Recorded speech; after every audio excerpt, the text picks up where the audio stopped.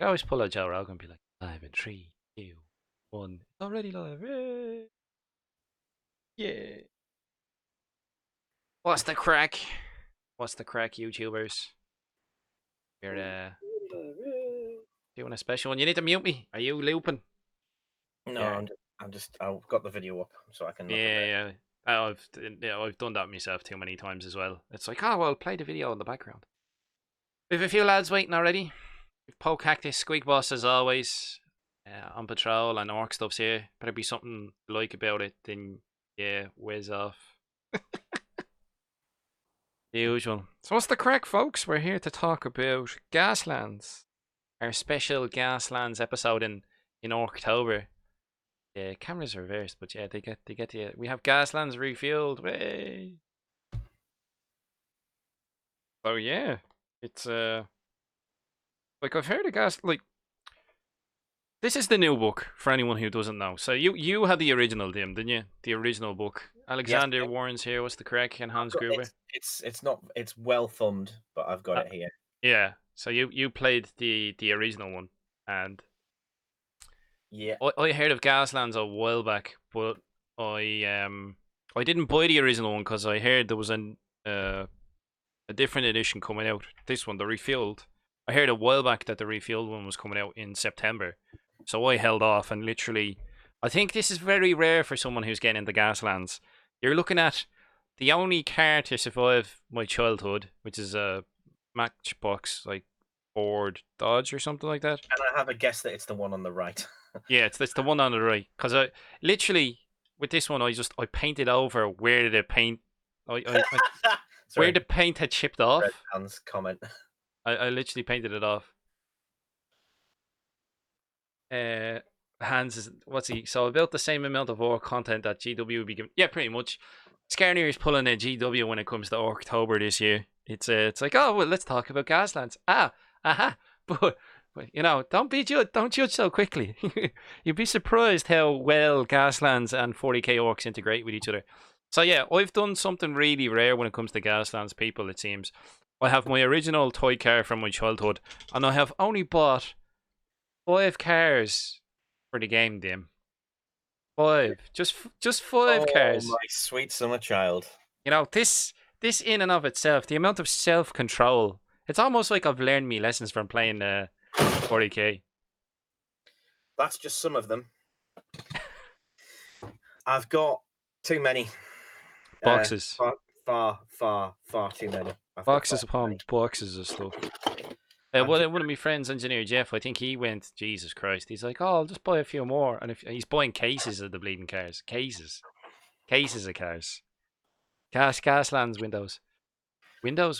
I can't even talk. Dave, I've got the old version of this game.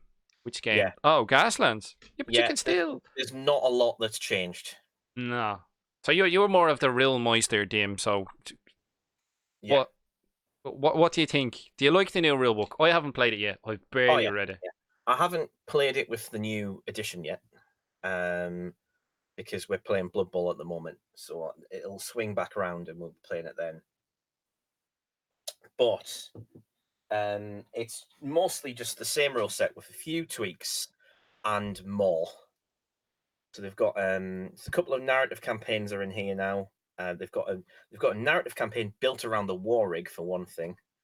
There's a campaign system, although I'm pretty sure that was largely done in one of the PDFs. They basically incorporated all the PDFs that were online. There was like 4 expansions. Yeah, I heard that they threw in a lot of the expansions. Yeah, he put those up on the online for free, and then he's just added them in this new edition. Templates work the same. Mostly it's just tweaks. The perks have probably changed the most, which are like the things that you can buy that are basically skills. They've changed quite a lot. Some of them are more or less the same, but they've definitely got rid of some of them, and they've definitely got rid of some of the more nasty ones, although there's still some nasty stuff in here. I also got my wish. I was talking about that a few weeks ago or a few months ago, but we were talking about, is there going to be there's a team that might be obsessed with fire? Yes it is. So, it's more or less what I wanted. and wouldn't have been that much different to what I would have probably opted for. In fact, if I'd made the sort of like if I'd made the custom sponsor like I was going to, they'd be a little worse than this actually, because I would have. So they've sorted out the sponsors. So I think we'll have to explain from the get go because not many people actually know a lot about Gaslands. Like looking at it from a 40k player, because that's the basis we're gonna have. Like the both of us started with 40k, and then obviously we've branched out. But even in the rule book itself, you'll see models that people have made, and it's like I can see a heavy bolter, I can see like bits of 40k stuff, like I can see a multi melter. Like there's the markings of 40k players. There's a bit off of the old war boogie. Do you know what I mean? I can see. It's like, well, clearly people who are into 40k are also into Gaslands. I've been trying to actually successfully avoiding putting 40k bits. Yeah, I'll get around to showing some of my models in a little while, but I've got I've got quite a lot of bits already that I've been buying from various sites. I'm going to talk about the implements of Skarnir sprue in a bit and where you can get that from. Dave was asking a quick question. He was saying, do the templates in the old game work with the new game? Yes, they haven't changed the templates at all. So the templates are the same templates as before. The only thing that's changed is that there's some new ways, shall we say, to make use of them. So there's more silly stuff. Like there's one particular faction that can replace the slide template with the medium or long. Oh, okay. So basically, do stupidly long drifting. Yeah, that's what it. Yeah, that's cool, man. So a lot of what's changed from the previous book and into this book is they've integrated some of the scenarios that were like extra downloads into this book, and by the sounds of it, they've balanced things out a bit more. Because I know there was added clarity. Yeah. So there's a few bits that the Mike Hutchinson was saying online. He was saying like one of the principal reasons they wanted to sort of like put out a new edition was to sort of clarify a few things and put it out in a different layout.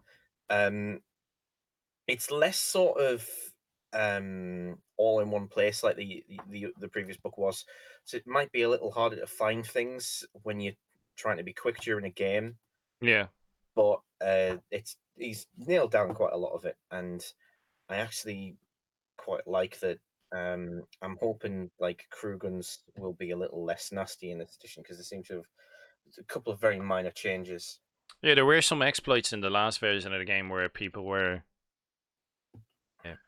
using crew guns to do some crazy shenanigans. That stuff still. I mean, I still wonder about this, about like whether or not factions will be able to properly avoid just like the shooting attacks just ending the game too quickly. But I think, on reflection, I think there's a few things that will probably help with that. For one thing, some of the new, quite a few of the new factions that have come out. If you're the kind of person that just wants to sort of drive around and do your own thing and more or less ignore the shenanigans, you've got ways to get hit less often. So they've given evade to not just one perk in the perk skills. There's more ways to avoid being shot at if you're just focusing on racing. Alexander Warren's went to see the whole of the front book. You see the whole of the front. Might be tricky, but I might be able to do it if I. It's like pretty much yeah. Gonna have to move over to Google Hangouts because there we go. Yeah, so although mine's reflected, so that doesn't help a lot, but yeah, you get the idea. You get a rough idea. It'd be helpful if I had a thought ahead and taken a picture of the rule book beforehand. It's a hardback, which if I show you briefly. Hold on, I think it's on the thumbnail. If I throw up the thumbnail, there it is over there. There you go, boom. If I show you briefly the old one, you can. Yeah, that's the old one. So the old one has the blue bar in the bottom. See how battered about it got just being carried to and fro. So I'm already loving the fact that we've got like a hardback that will be much tougher. Yeah, you can tell the difference. The new book is smaller but has more pages, and it's a hardback. There's probably twice as much content in there as well. Yeah, and I think it cost me like 15 quid or something. Like it's not expensive for a real book. It cost me 20, and I got a free Carnage sprue in there as well.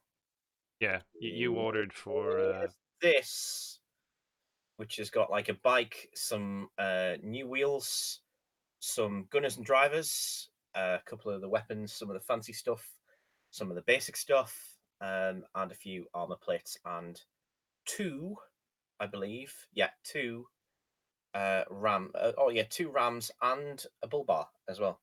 It's pretty good. nice. So who makes the Carnage sprue? Is it It's as far as I'm aware, it's Nick as Northwind.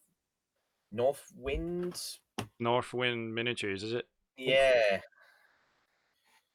Uh, Inquisitor Zane's here. Hello, Inquisitor Zane. Dave was asking North Star figures.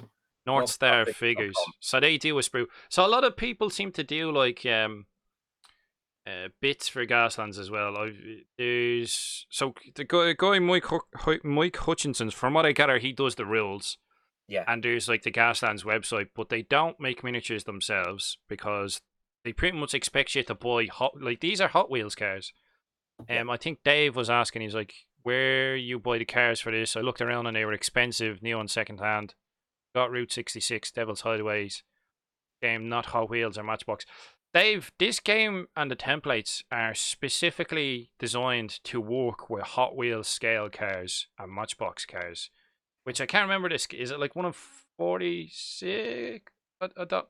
Like it's specifically designed to work with Hot Wheels cars. So I think that's part of the beauty of this game as well. It's like, yeah, you're gonna spend what 15, 20 quid on the rulebook, and then these are like €2, €1, 150.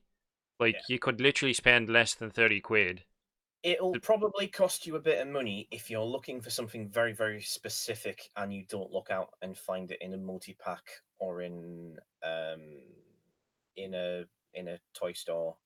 But you can go into a toy store, there'll be like a tray of Hot Wheels stuff, and you have a look in there, and they've got little cars that just every now and then they put out a new wave of them, and they're about £3 a pop. So £3, and you've got your first car, and you only really need 3 or 4, and you're good. Yeah, you don't need a shed load. It's incredibly cheap. There are absolutely tons of companies that cater to all sorts of levels of quality in terms of shit to add onto it. So there's just off the top of my head, there's Ramshackle, although we'll get into Ramshackle in a minute. I've got my issues with Ramshackle, but I think broadly it's good, but I think for what you get, you're probably paying a little more than you should. But and it's very fragile resin. I've not been particularly impressed by it. But you've got other companies like you've got Zinge or Zinge Industries, and they've got quite very nice fancy sprues, although they are pricey. But it's like £5 per sprue. But if you want like 4 or 5, and trust me, you will, it'll add up pretty quick. But you can get that. There's obviously this sprue which I showed before, and I've got like a couple of bits in here from my days. Like I've unfortunately removed most of it, but that's some of my Zinge stuff. There's like a tombstone, and So that's all. The Zinge stuff is all resin, is it? it's resin, and it's pretty crisp, high detail parts that you modify. It's all like engine blocks and crews and all this type of stuff. Yeah, engine So blocks, rams. if you don't have the confidence to be doing the conversions yourself, there are third party retailers out there who are doing it, and I think they have. I think it's like if they.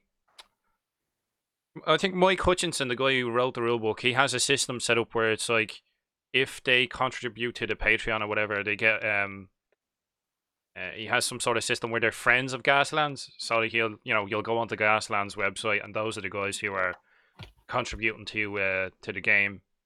And obviously they make third party bits. So if you want to buy third party bits, I would suggest you buy from people who are registered as friends of Gaslands, because some of the money kick back.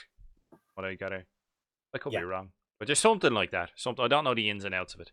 It's very, very. I did read about it, but I've completely forgotten almost everything I'd Yeah, read it's about. something like that. It's like But people who contribute. The Gaslands website will at least give you a very nice, wide collection of stuff that um, you can look at and follow. You can follow onto various things, and there's particularly region specific stuff, so you can find stuff closer to you that'll cost you less money. Yeah. So there's a section for the US, there's a section for Europe, there's a section for the rest of the world. You know, there's a few bits based in Australia, and I'm kind of envious in a way because some of the Australian stuff looks really nice. I imagine I'd be hit in the face with uh, hit in the face with import duty. Oh yeah, if you're buying from Australia, it seems to be that at this moment in time that a lot of it is like um Etsy and stuff and little small producers. It's all smaller sort of companies or people who sort of make stuff themselves. But you can get everything from the dice. You can get custom dice made for the game. You don't need them, but it's one of those things that would make life easier. You can get people who laser cut the templates out, so you can buy the templates laser cut. It's one of those games where it can cost you nothing or barely anything. If you have €30, that's the rule book and like 5 cards. That's you. Set me. You don't need to spend any more on this game. But of course, like everything, you could, if you want, you could buy specific sprues, or even looking at some of the Cromlech stuff that I have. Like I have a whole shed load of rocket packs and stuff like that. You could easily bit of plastic card, bit of green stuff. You know what I mean? It's just if you want to do rocket launchers and all depending on what you've given your team and you know what I mean? It's Yeah, potential. It's got a lot of potential. It's very loose. It's not like 40k where you're told it's nailed down. You know what I mean? And you're very restricted. It's more of a sort of a community type vibe that I'm getting off of it. yeah. I mean, like just to kind of show that ridiculousness and flexibility. So a couple of things that I've worked on. We've got this, which is a VW camper with tank tracks, because why not? So you're doing some conversions yourself, yeah? Oh yeah, loads. Um, this is my monster truck. Where did you get the wheels for that one? I'm not 100% sure, but I think they're Puppets War. Um, I should move my finger. This is very much inspired by Diatora, which we've talked about quite a few times Oh, on. from the old Robot Wars days. Yeah, yeah. When I'm done with painting the red, the black polka dots are going on it. Nice. I'm not 100% happy with the paint job yet, but I only sort of chucked base coat on it so I could use it. I've done this one, which is sort of a rat rod, literally. So if you've given it ears and you sculpted fur on it and everything, Yeah, it'd be literally a rat rod. it's an entire fur car. This is one of the So what are you making the fur out of? Are you just like green stuff. Green stuff? Green stuff, yeah, So you've been sculpting fur on with green stuff. yeah, Nice. Oh, it looks like fun. This is what I think is appealing about it, and Artie's talked about it as well. Dreadwa is the draw, the creative freedom of it. It has that sort of spirit. great. It That like considering you've got a channel that has a lot of orc players, like it is so freaking good for orc players yeah, because like it's such a blank canvas. Like I've only like really probably I'm probably only really happy with 4 so far, but I could keep going indefinitely with this. It's part of the reason why I've got so many cars, just because I'm just going to keep on faffing about and building stuff and finding new things to do with them. Dave was talking about he was looking 2 years ago for miniatures specific to it, and they were expensive, hard to find. Yeah, I think if you're looking for specific scale cars for the game, it's like anything. If you're gonna if you wanted a specific like DeLorean movie car that's the scale to Hot Wheels stuff, you're gonna pay like a fair bit for it. You know what I mean? If something's specifically made for a game, it's always going to be a bit more boutique in price. I think would be the term you'd use. Yeah, Whereas if you're just buying like generic Hot Wheels, like cars, even out of the toy store. But I think Dread was being like he's been getting loads of them in car boot sales. I think the Americans call them like flea markets and stuff. Because I know Jeff as well. So there's a Mhm. couple of people we know have already, they've already started on down the road.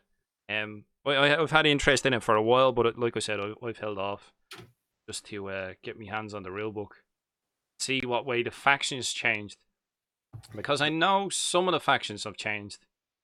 Yes. And there's more now, isn't there? Yeah, there's four more, I think, four or five more. There's quite a few more. So I'll just grab up the sponsors and I'll just read them out one by one, and I'll tell you if they're new or not. I mean, to be fair, it's pretty straightforward because the original ones are first, and then they add the extra stuff on later. And then So the additional ones. Rutherford, Miyazaki, Mishkin, Idris, Slime, and the Warden are all from the original book. The Scarlet, don't worry, by the way, guys. I will go into it in a little while, what they all are like. Highway Patrol, Highway Patrol, and Scarlet are ones that were in expansions. I'm not sure on Vernie. I think Vernie might be one of the brand new ones. Maxine is one of the brand new ones. Order of the Inferno, which is the one that I really like, is one of the new ones. And Beverly, the Devil on the Highway, is one of the new ones. So it. Oh yeah, and there's another one I keep forgetting. And Rusty's bootleggers. Rusty's Bootleggers, which look a lot of fun to play, but I think they're probably going to be really, really hard to do well with. We'll get into that in a minute. Should we do the sponsors? Yeah, go on. We'll do the Right. sponsors. We might as well if you want to go into detail about them. Yeah, so Rutherford is the first one. All That right, is maybe we should get like what are sponsors? First of right. all, So we have yeah, to sort of I think we best take the approach of nobody who's ever heard of Gaslands. So what the basic rundown of the game is, it's what Mad Max and Death Race. anything post-apocalyptic rolled into one, plus anything that is vehicular combat based. There's a lot of people taking it and run with it. I've been looking at computer games because that's my principal sort of favorite thing. But like the general sort of gist of it is, it's a bit sort of, it's almost your standard Philip K. Dick kind of storyline. Like it's the future. Um, Mars is where the good stuff is. Earth's like a rancid, wasted sort of space that's sort of like doomed, and like everybody wants to get off Earth and get to Mars. And the one winner of this particular each Gasland season, well, this particular one for this season will get to go to Mars. They'll get a ticket to go to Mars.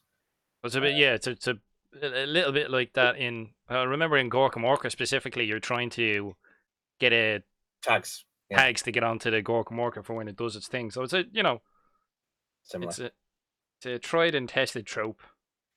I'm showing my age here, but there was a computer game that I used to play called Pod Planet of Death, where it was on the moon of Io, and like some horrible, nasty substance had been revealed that was basically just going to kill all life, and sort of everybody had left, but there was one ship that was left, and it was just room enough for one sort of person. So they had this huge post-apocalyptic race, and the winner of that race would get the remaining ship. We get off planet. Yeah, yeah. So we can do we want to go through the sponsors then? So I have Rutherford pulled up here. So basically, the sponsors are kind of like dudes that sort of like support various teams, and quite a few of them are previous winners. Like I think Rutherford's one of the ones who won. Yeah, I think it specifically says like after his team won in 2016, he was all too happy to kiss the air boy and now runs his company from his highly exclusive Martian office. Yeah. Um, Uh, so, so basically, with the sort of gist with Rutherford is that it's very military. You probably want to use this team if you've got like if you it's the only team that gives you access, the only sponsor I should say, that gives you access to both tanks and helicopters. yeah. and then it's got like you have a little bit more ammo with certain gun types.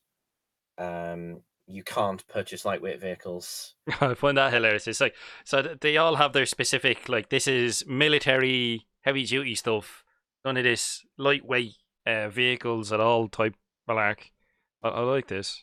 They're a lot like clans. It's prejudices and preferences, Yeah. more or less. So yeah, we can think of these as like their own little clan. So what would these kind of be like? BLOODAXE kind of? They're like into Yeah, military tanks and stuff. quite BLOODAXE. Obviously, each sponsor will give you a special, unique way that teams with that sponsor can gain audience votes. An audience votes is like a currency within the game where you can buy certain upgrades and benefits to go on. Then you've got Miyazaki afterwards, which I really like Miyazaki. They're basically, if you like fast cars, that's the team to go for. They've got the first time they push it, which is when you re-roll the shift dice.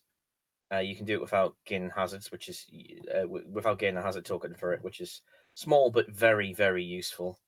And basically, they're the team that's all about showing off. And if you use performance cars, Miyazaki's a really, really good team to use because they're a lot of their skills give you all sorts of benefits. Like in the I think it's the precision perk chart. Each sponsor gives you access to 2 perk charts, which gives you unique skills that you can add to your cars for a cost. And when you play a campaign, you can buy them after the fact with points that you earn from doing cool things. And one of them, which I think was in precision, I think.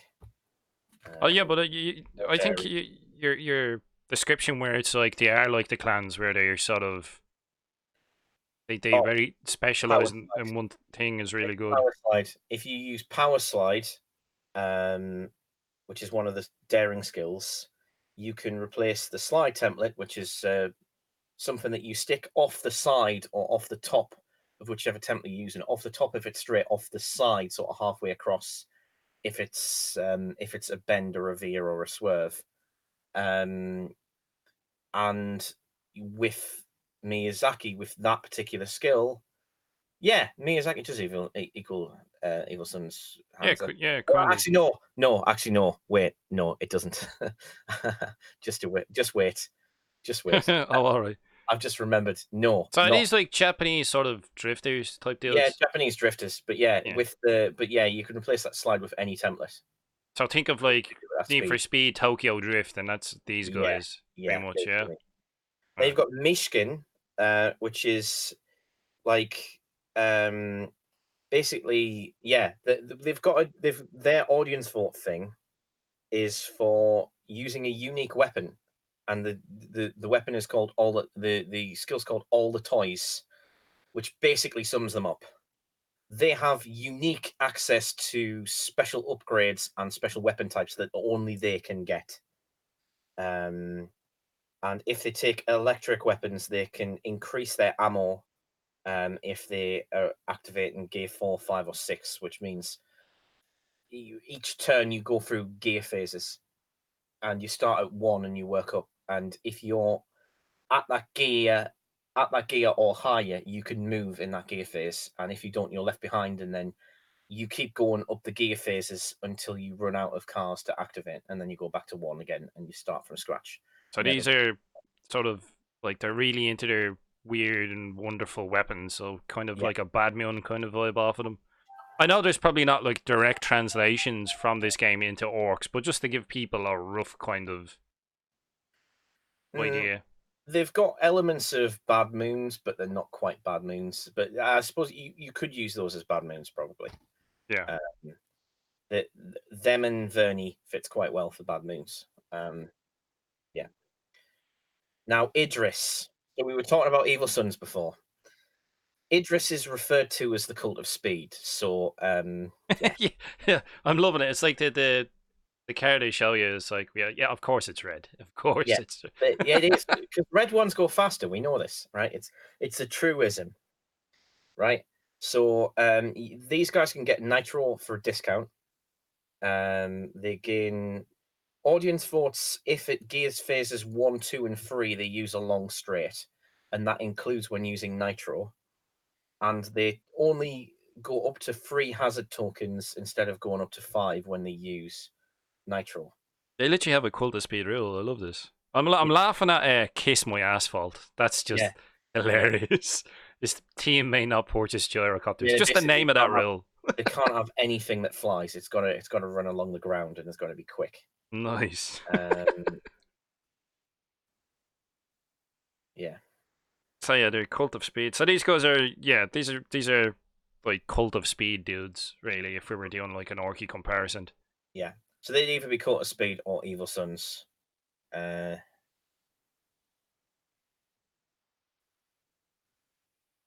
Dave is telling dad jokes. Yeah. I noticed. In the chat. Oh, and by the way, Hans, the rat rod is not powered by Warpstone, but now I really want to do a Skaven.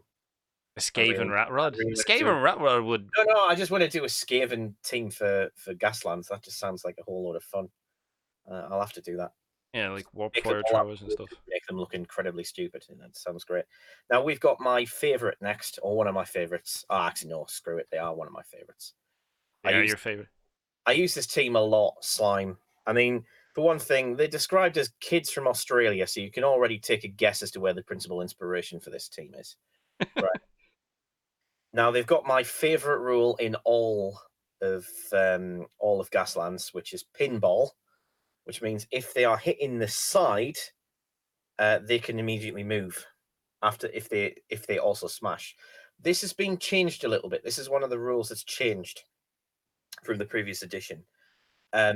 Hutchinson's tried to make it much more generous so that it triggers more often, but also getting rid of the thing of you can evade and then move. You've got to like smash back and then move. Right. So it's changed for the better then, in your opinion? Largely, yes. Because I mean, to be fair, it doesn't really affect me at all because we always played it that if it was side along, we kind of invoked the rule of carnage as not necessarily it being a ram that caused the most about damage, but that we would sometimes invoke the rule of carnage to say that because the rule of carnage is like if you're not sure about a rule, go with the most carnage involved. So what we would do is we would apply because everybody thinks, oh, so you're trying to deal the most damage. I think not necessarily. You would probably get the you just get the car to slam in. It's on the side. It might not be a side swipe. It used to be it's specified a side swipe, whereas now, as long as you touch along both side edges of both cars, you can trigger this, whether it's considered a side swipe or not. Well, okay. If you've got an unsure case with Rule of Carnage, you would upgrade it to the one that causes the most amount of damage, which means most times in an unsure case, Slime wouldn't get their benefit off. So this has made it happen more often. In our group, we played it that way anyway, but it's nice to have it in the rulebook. Down in writing, yeah. Particularly when you've got because some people when you're playing games like, you know, they can be like rules lawyery. Yeah, it's this isn't that type of game though. It really isn't. But yeah, so they also can take rams without using up build slots, which is pretty nice. And then if their audience vote thing is if they've got more hazard tokens than they've got remaining hull points, which I freaking love. And trust me, with Slime, that's often. Then your car explodes. It's pretty good. Nice. So after that, we've got the Warden. Oh yeah, on Slime, like just briefly before we move over, but like they have so much potential for all sorts of stuff. I'm gonna try and do Auto Scum from Carmageddon, if anybody remembers that series of games. Like lots of small rubbish little cars with offensive modifications and just drown people in small little cars and just irritate everyone. That's my plan with Slime.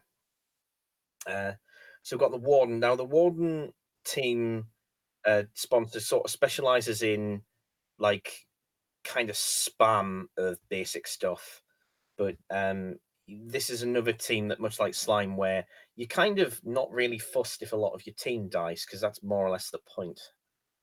Oh yeah, they're prison cars. These are the guys who are they're welded into their cars, aren't they? Yeah, they are. Yeah, they can't leave them. So they just yeah. But so their principal thing is that they can get a prison car, which is like a cheaper version of any middleweight car, and it has less hull points, but it's cheaper. Is basically the gist. So you take 4 cans off of the price of the vehicle that you wanted to buy and reduces hull points by 2.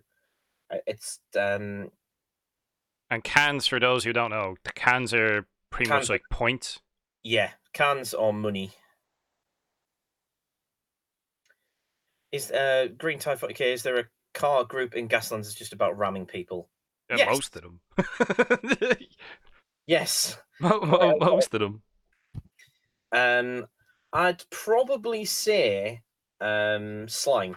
Slime are probably the most rammy ones. But then, you know, there's rams on a lot of stuff. Because the thing is, with Slime, what you can do is, if you do it right, you can basically use the pinball rule to slam into the side of a car, and you could have rams deliberately built into the side of your car. Like, use your pinball to move away, do a veer, go the entire opposite side of the road, hit into another car on the side, smash that one, do it again, and just keep going until you run out of cars. So, like, yeah, So Slime could do well if they were at the back of the pack and they managed to just like bing bing bing yeah, bounce their way up. well, yeah, it's how they like to play. Yeah, and to be honest, the Warden much the same, because you get lots of victory points if you manage to get your cars to explode. So you want to load them out with loads of ammo that they're probably not going to use. So if you chuck some Molotovs in there, they're likely to explode. So you just do all of their offensive damage with either a machine gun or a ram, and you're pretty much set. So the Warden is a good one for that as well. So these are pretty much like bomb squigs on wheels. Yeah. So after that, we've got Scarlet, and Scarlet is pirates, basically. Yarr. Yeah, yeah, they really are. They can take extra crew for 2 cans instead of 4, which is a big deal. They can permanently reduce their crew by any number, which is quite scary. And basically board other cars and deal damage.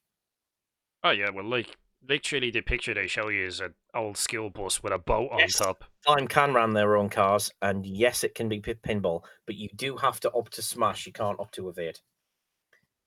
You have Yeah. to declare a smash, which means you have to try and deal damage to your own car. And if you do, you can do that. But yes, collisions are quite a common thing in Gaslands. So that, Intentional and unintentional, yeah. yeah, both, yeah. I once rammed one of my own cars because I was about to lose the game, and I thought the best thing to do would be to kill. I had like both cars were barely on any points, so I deliberately killed both of my own cars so that they would both wreck and explode, so I could try and take as many of the other player out as possible. It's like, if I'm not winning, then nobody is. If I'm not winning, everybody's dying, and it worked quite well actually. That sounds It's nice brilliant. how well it works. Oh god, that sounds hilarious. But yeah, so yeah, what's the thing? Oh yeah, yeah. So basically, Scarlet's whole mechanic is about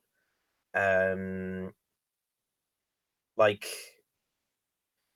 basically using crew as a mechanic, so they can remove crew and gain crew. Yeah, you probably want them to have them on like a decently sort of resilient car, so that you can get a lot of So, use out. a big rig, pretty much. This is what this like bus would count as, isn't it? Sort of, or a bus. It is a bus, school bus. So you'd want to. So these guys are more likely to have one big vehicle than a load of little ones. Yeah, basically. There you go, sweet. But yeah, I think Scarlet's got a lot of potential. I have to look at ways to do them. Then we've got Highway Patrol. This is the team I don't like. You don't like the highway patrol? I think they're a bit OP. Not a fan of the fuzz, I take it now. Yeah, they just seem to be like, if this is like the team that you want to take if you immediately want everyone in your campaign to hate you, because they're all about inconveniencing a particular car that you select. That's pretty. Oh, okay. So you're So yeah, in Hot Pursuit, they nominate one enemy vehicle as the bogey, and like if that is wrecked or disqualified or removed from play or otherwise, like they move on and pick another one. oh, so they bully so these guys pretty Yeah, much they like bully pick particular. on one player, Yeah, shaft them, and then move on to the next one. and they can hand out like hazard tokens like it's chocolate. It's ridiculous, particularly if they take some of the perks. So yeah, like for instance, like they can keep moving to keep up with you. They can use their siren to either reduce their, I think it's to reduce their gear by 1 or gain 2 hazard tokens.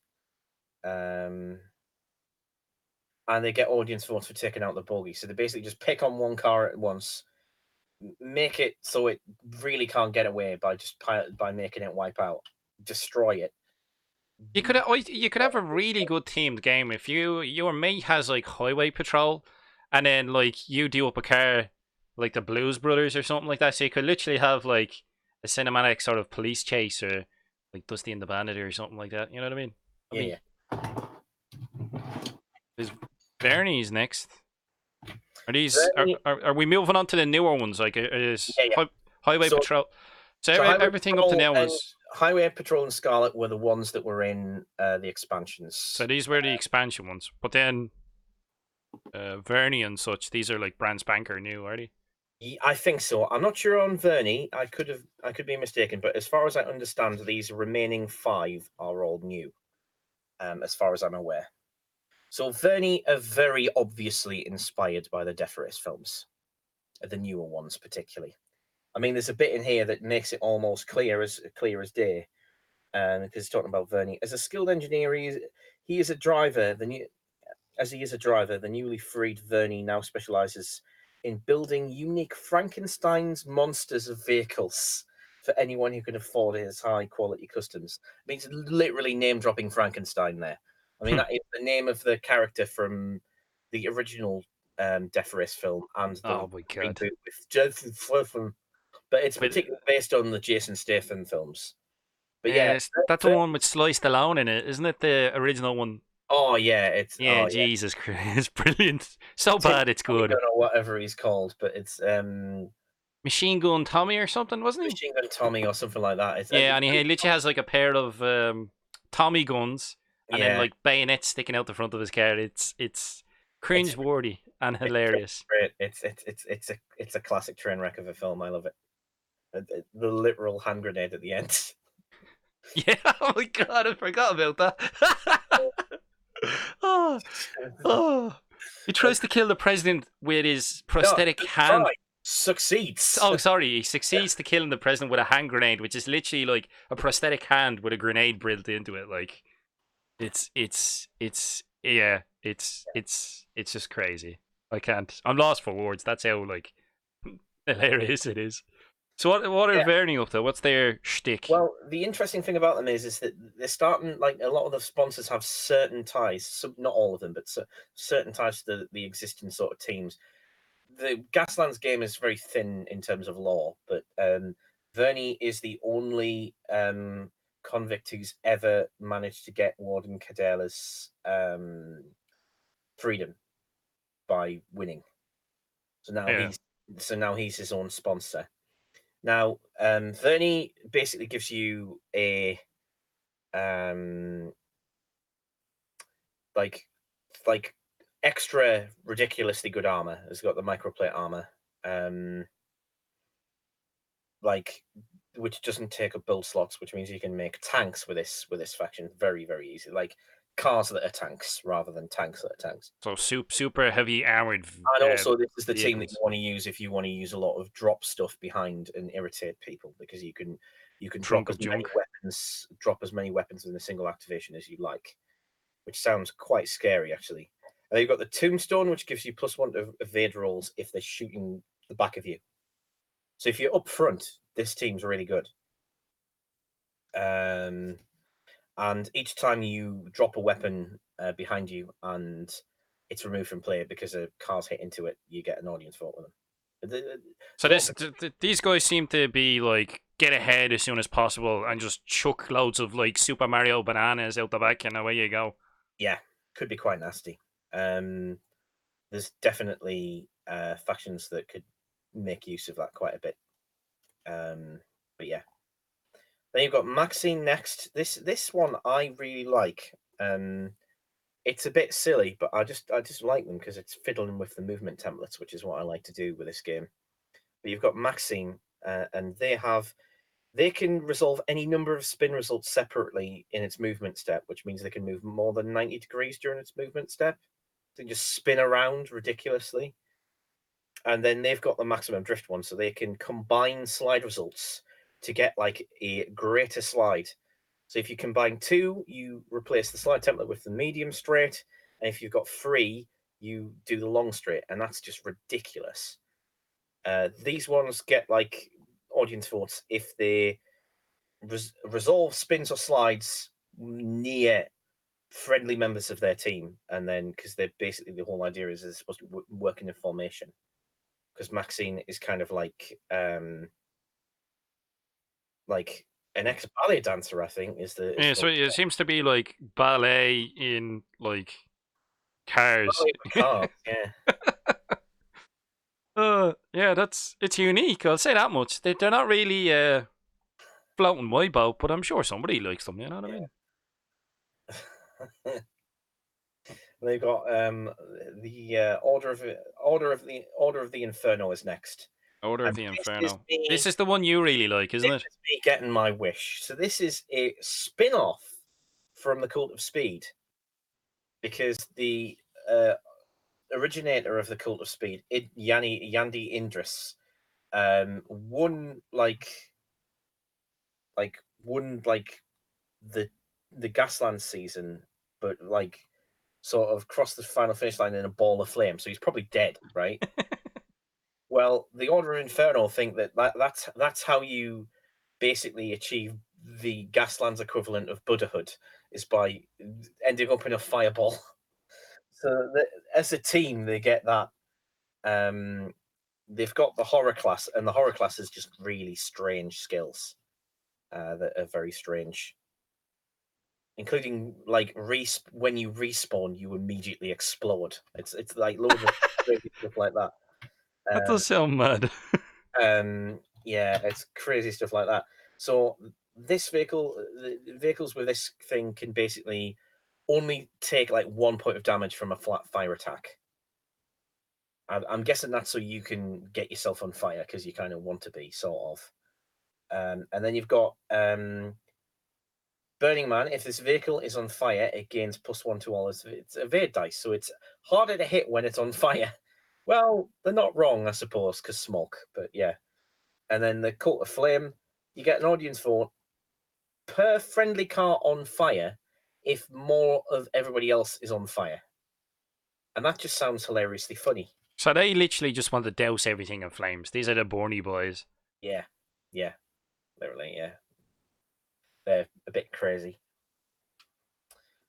And we're about to get to even crazier, because we've got Beverly the Devil on the Highway.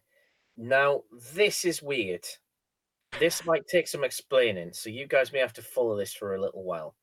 But these are sort of ghost cars. It's the only really way I can describe it. So there's a ghost car team. Yeah.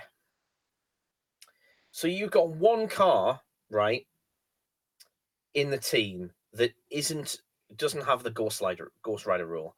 They are kind of the focus of the like, they're kind of the focus of the of the team. If that vehicle's destroyed, your entire team is done. So Right? they're the nucleus of it, pretty Yeah, much. the nucleus of the team. That's the word I was looking for.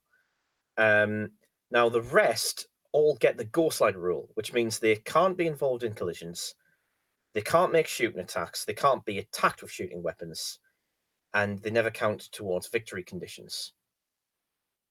So they kind of like they seem to be surplus to requirements. I've seen a lot of people making this team on the Gaslands group, and basically the gist seems to be everybody makes a muscle car as the principal car, and then makes a bunch of flamey bikes for the remainder of the team, and they just fly around being annoying, which is what they're for, really. Um, if all in-play vehicles from this team have the Ghost Rider special rule, immediately remove all vehicles on this team from play. So basically, if your alive one dies, that's it. You're gone unless you can respawn the one that isn't Ghost Rider. The problem is that I think if you respawn, it immediately becomes the Ghost Rider special rule. So you then removed from play. So you're overpowered until that car's gone. So you've really got to keep it alive. Hmm. Um, Dave was asking, have they got car paint job styles for every faction? Not particularly, no. So you've got a lot of freedom in that regard. You can do more or less what you want. So the teams have a theme as such, but Yeah, there's the not. themes are attempting to be as loose as possible, just so you can kind of do what you like. Seems to be the gist. So there's a Uh, lot of like creative freedom with the yeah, and the thing teams. to remember is that these are the sponsors. You have your own team, and your own team will have its own colors because they're not really teams. They're just sort of these are just ways to theme your team. Really, they call them sponsors. I think that's just kind of like a convenient shorthand above anything else, because that's all you really need it to be. So no, there's no specific colors to them. So you're very free to do your own stuff and to do some stuff. Yeah, Alexander Warren's asking if we're going to do some kit bashing to the cars tonight. Yeah, probably. I think that's the plan, isn't it? Yeah, that Just is the plan. We go do through the rule plan book on we'll doing go through something. the rule book for a little bit, and then we'll probably talk about fun things that we can do. Yeah, And we wanted to talk about the new rule book and changes and stuff, but yeah, we'll bash something together. yeah, A bit of fun. now should we move on to the last team, and then we can probably start talking generally about sort of the rules and stuff. Yeah, We'll mention the car types as well, and then we'll talk a little bit about the weapons, and then I think we'll get to kit bashing. yeah, and then we'll get the kit bashing near the end. I think. Good idea. Yeah, So Rusty's bootleggers. these are daft as hell. I think these are based principally on Dukes of Hazzard by the looks of it, and other stuff like that, and Smokey and the Bandit, and Nice. Cannonball Run possibly, but like really, really weird. So these guys, um, these guys get audience votes if they've got more hazard tokens than everybody else around them. So you can already guess where this is kind of going to go. And hazard tokens are things when you get them when you're doing risky things. You might even get them from other teams, like for instance, we talked about the Highway Patrol and stuff like that. Now, this team can also get more hazards before they flip out. So normally you would possibly take some serious damage and lose control of your car and go down to gear 1 if you take 6 or more hazard tokens at the end of the turn. And if you don't get rid of them, you're kind of screwed. So instead of just a quick oversight on hazard tokens, more of them is bad. Yeah. And More then when you get to a threshold, your car just spins out.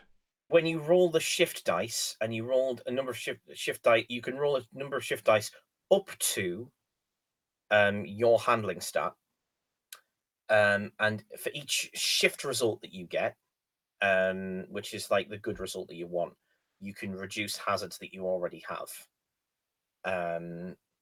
You've also got spins, slides, and hazards. And those come with problems but have advantages in the right situations, apart from hazard, which is always bad.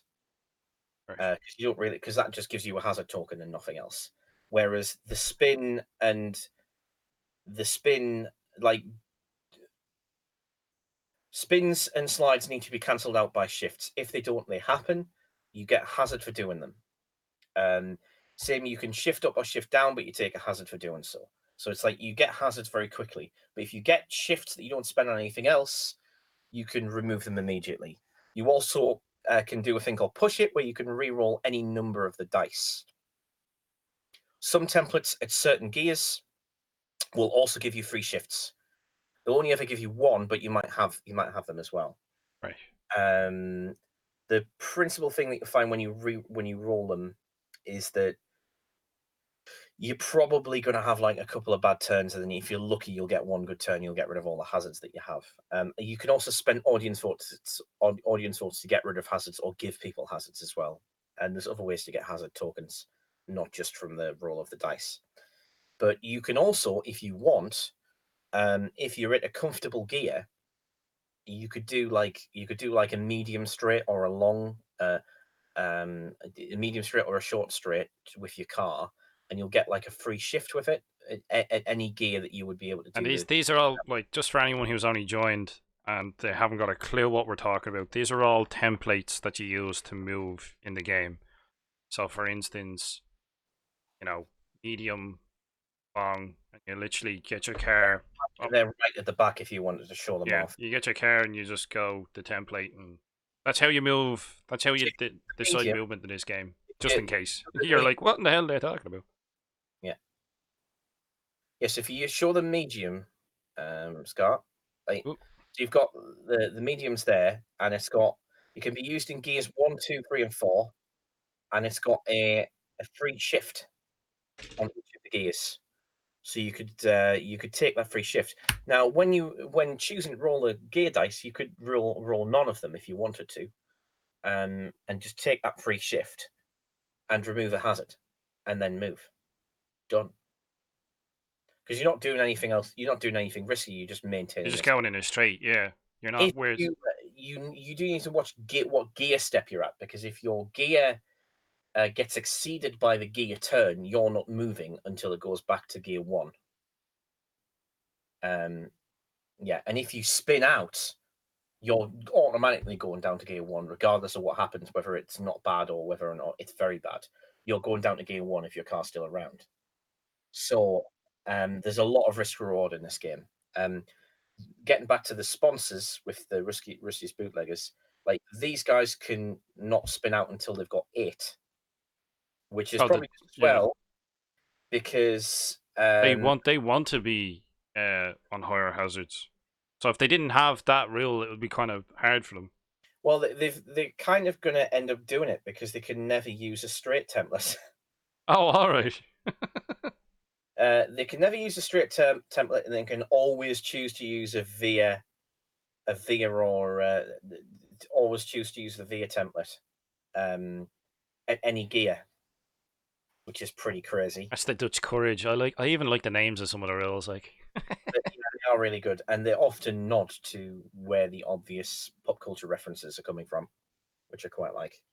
But these guys can take a trailer, and they can have all sorts of stuff on it, and they've got benefits for taking trailers. As far as I'm able to tell, lightweight cars can't take them at all, or at least they can only take them in certain situations, because it says restricted. It doesn't really clarify what vehicles would be able to take them, but it's got a cost written down. So I'm not sure. But then you've got that's all of the teams. Then you've got like the perks, and these are sort of like skills that you can buy, or you can upgrade through a campaign system, and you can get points and you can buy them. Each team has got a combination of 2, and as far as I'm aware, all of the sponsors have a different combination. So and they pretty much all fit with what you would expect from the rules that you've got with the team. They're very, very like complementary for that kind of play style. So like Idris has got precision and speed, so they're racy based. And these all cost cans. So when you're building your team and you're buying your cars, buy perks as well, and you have all your can Yeah, cost for them. if you're playing a campaign, I'm pretty sure that you can buy skills later on.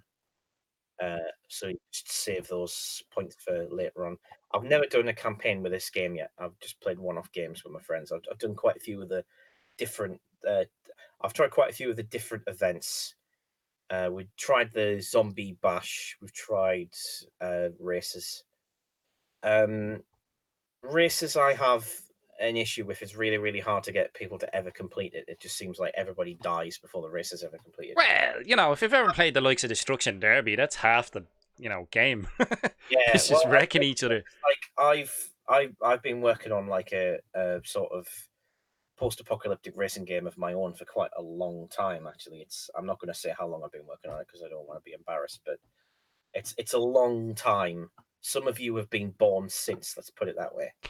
So, definitely Squig Boss, but like it's a long time I've been working on this game, and like I found that 9 times out of 10, like stuff doesn't finish, either because Well, you know, either because technically you win the race if nobody else can finish. yeah, I guess there's that.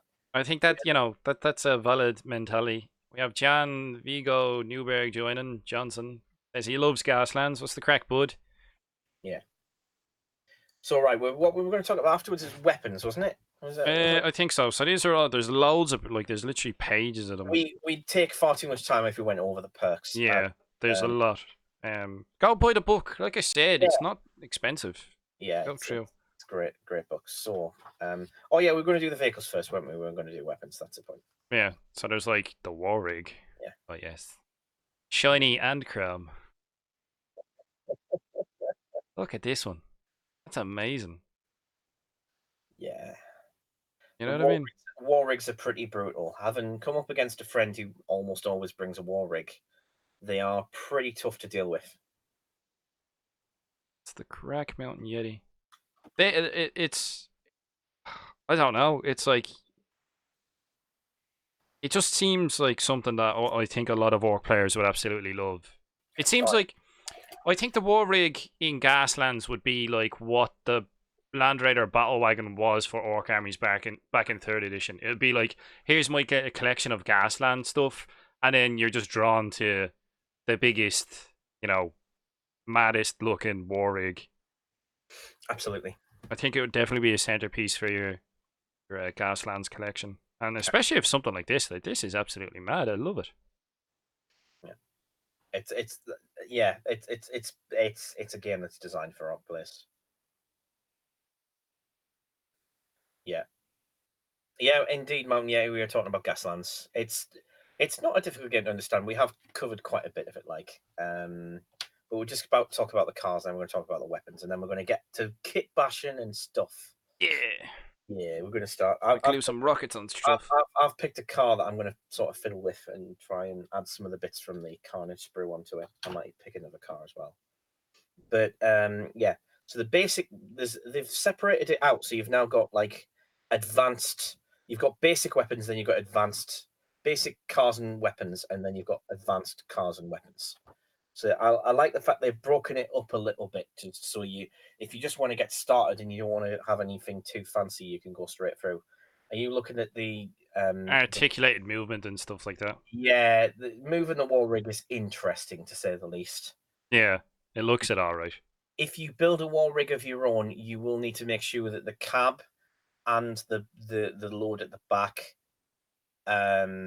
sort of move separately, because that's part of its movement mechanic. So that's an important thing, is the cab and the trailer need to actually articulate for the game. Yeah, you'll need the trailer to do the same as well. Yeah, anything with the articulate rule, right? Which the trailer has as well. But yeah, that's the sort of fancy advanced stuff. This cannon looks oddly familiar. Is it a 40k piece? Under the jackknife, there's a car there. I'm like, that looks oddly familiar. Ponderous pile driver attack. Chunk. Then it's onto like what, scenarios? Yeah, there's scenarios, and there's also a wall rig specific.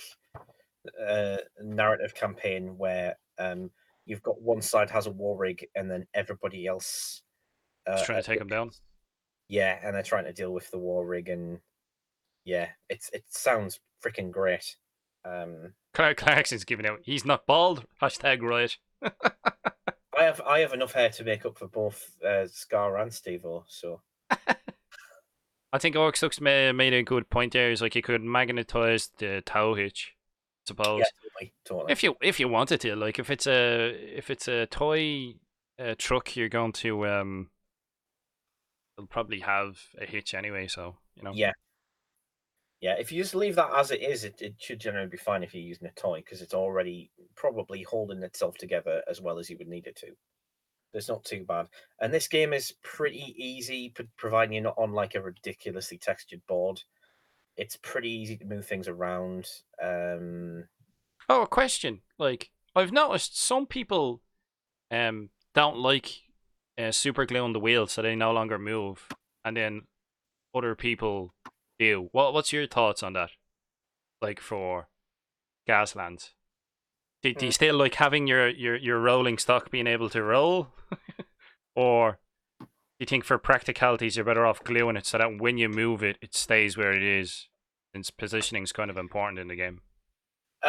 Like there's quite a few people that have different solutions for this because if people like collecting the cars, they like to have solutions.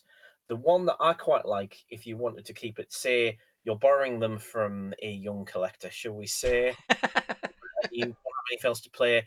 Apparently, one of the best ways to keep them sort of together is to use elastic bands in between the wheels, and it's easy to remove, and it holds them together. You can also buy bases, so you just move the bases around, and then you just make it so that you can sit the wheels in nice and easily. Oh, I get you. Yeah. You can also just put like blue tack behind the wheels, and that'll prevent the wheels from moving. Can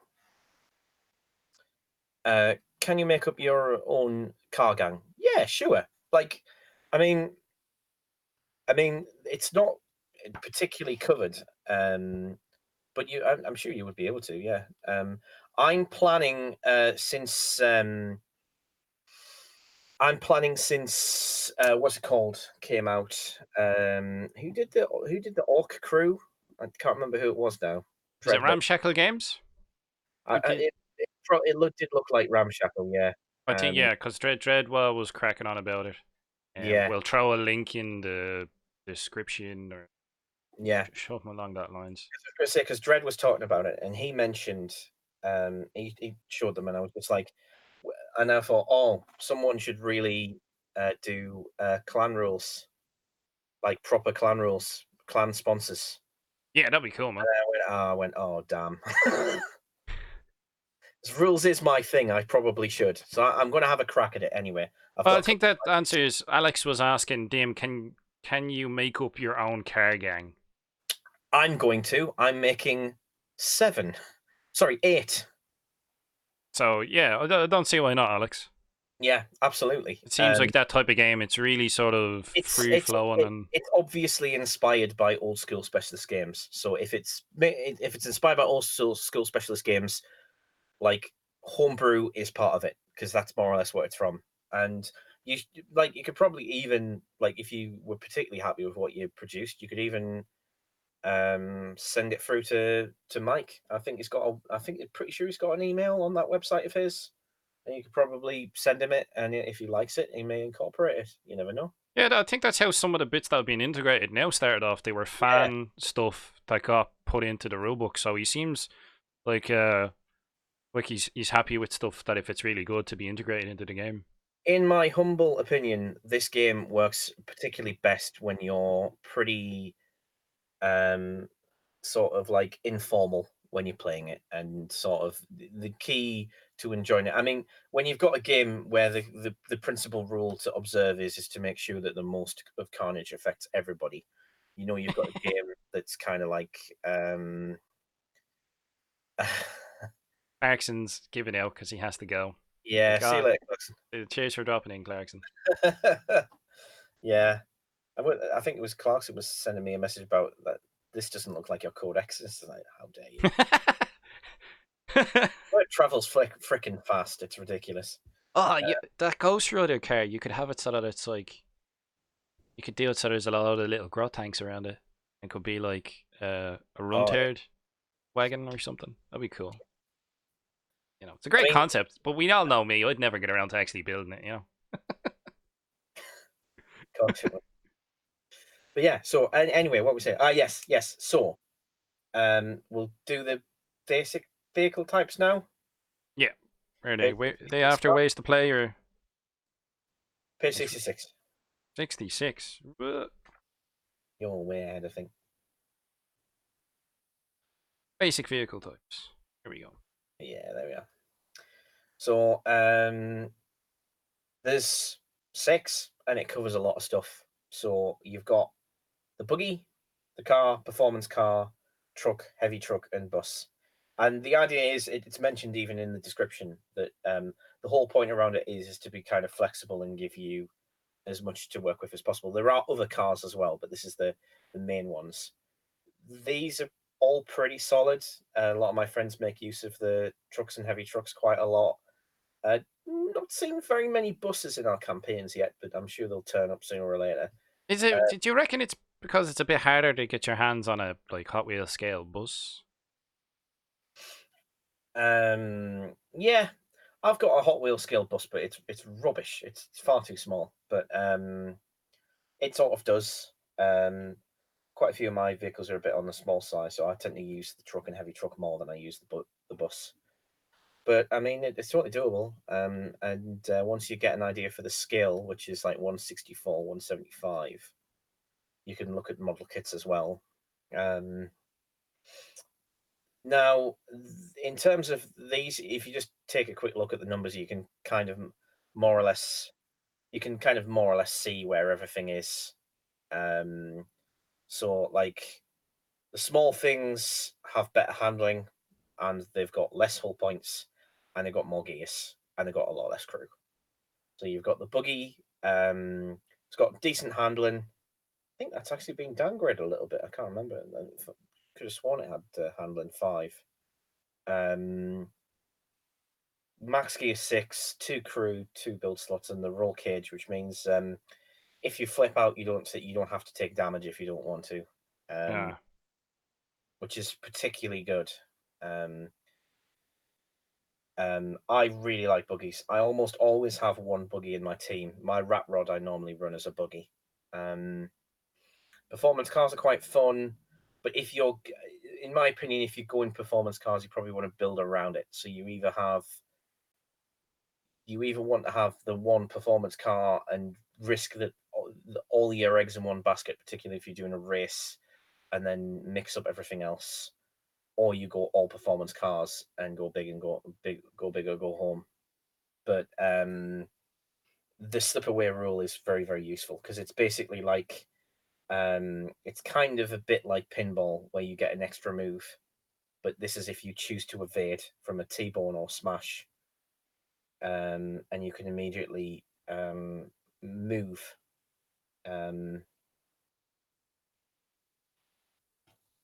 Oh, yeah. They're sort of evasive. You can get out of dodge much more easily. Yeah. But they are quite easy to kill, so Well, that's yeah, they're performance cars. You know, it sort of it comes to mind. You think performance cars they're gonna be made from light alloys, and they're not really made to take a beating. You know what I mean? yeah. Alex is saying, at least you're building figures and painting. I know the shock, the horror. It's not base and gruts. For some mad reason, I went on a bit of a bender and just based a shed load of gruts. Well, just because you needed it to be done, and it's better to get the crack. Well, I don't know. Well, I should be doing other stuff, but you know me, my brain just sort of distracted. So you got the basic weapons at the other side. You've got the handgun, which is you automatically get one for each one of your crew, I think. And this was a thing that a lot of people used to do with like big buses and stuff. Would be Yeah. you'd have loads of crew with lots of handguns and just be like, pew. A DACA bus, pretty much. I need to have a look, but I still think crew weapons are going to be pretty nasty, but I might be wrong on that because I'm not sure how many times you can attack with the same weapon. Each weapon a vehicle is armed with can only be selected to attack once. Ah, there we are, yes.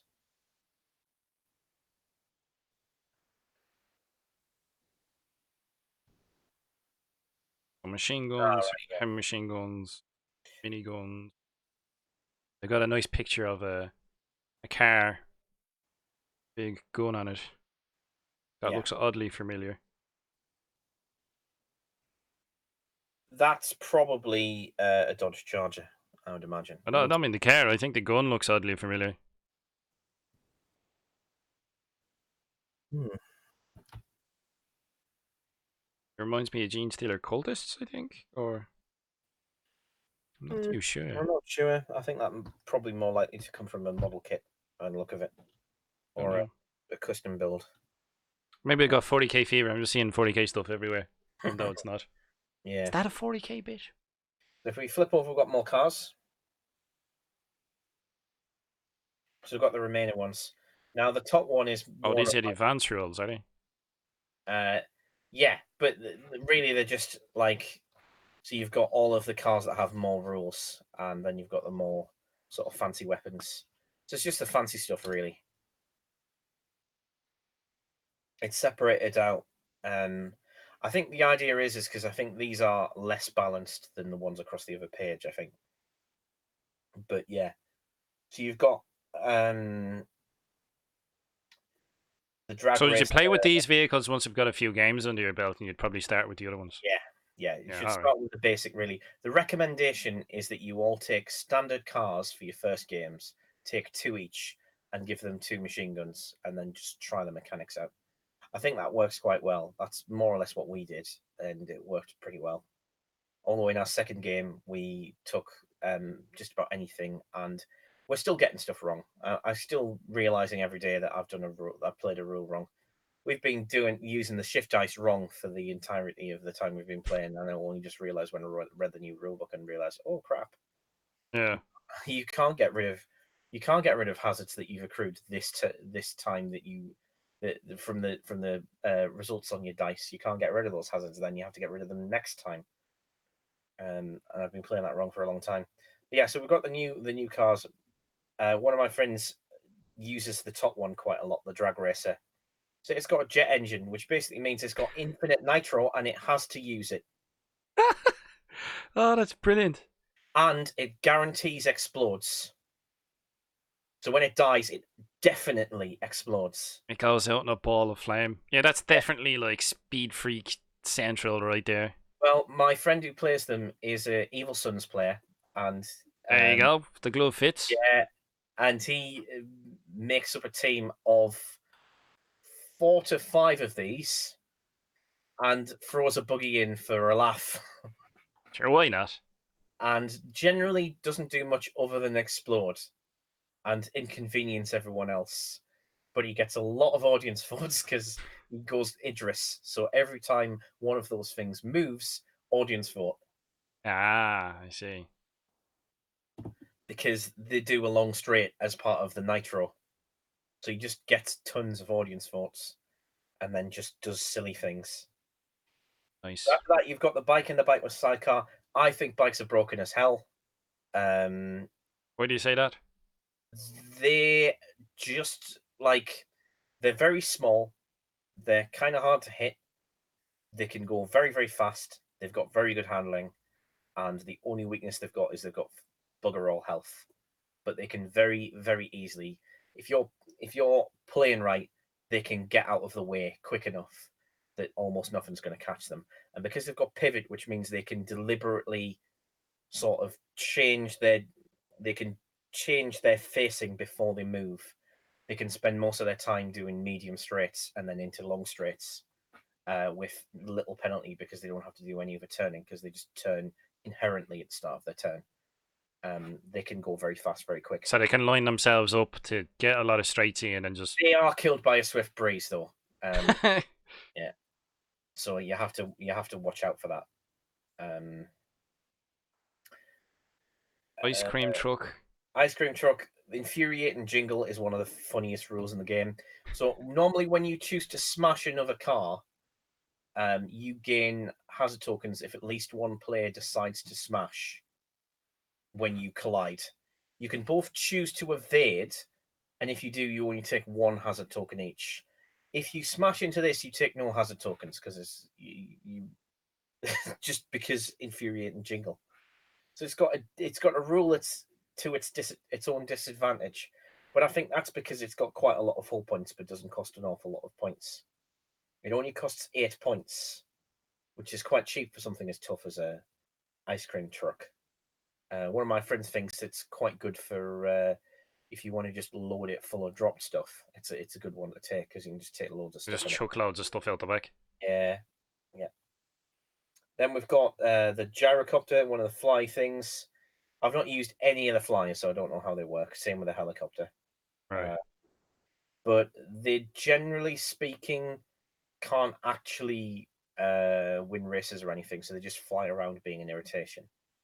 They're quite hard to hit, and they're quite quick, it seemed to me. The ambulance. Uppers and downers. Pretty special rule. Yeah. It's all about collisions, if I remember rightly. So they all have a specific thing. That's their shtick, sort of. Yeah, yeah. Some of the sort of non-advanced vehicles have got like just a basic start line, but all of these have got fancy stuff that they do. Special rules, yeah. Monster truck and the tank can sort of drive over friendly or enemy vehicles after they've collided with them if they're smaller. The tank can do the pivot that the bike can do. The war rig has got a serious buff. It's gone up to 26 hull, and it used to be just 20, so that's a lot tougher than it was. I think it's because it's a locus of so much damage. But it probably gets focused on. Yeah. Probably the thing. Yeah. So it's like in 40k with stompers or anything big. It's like you put something big on the table, it just attracts. They're bullet magnets, like. Oh yeah, big time. So but then they can also get rid of everybody quite easily. So if we move over to page 72, we can have a quick look at advanced weapons. Yeah.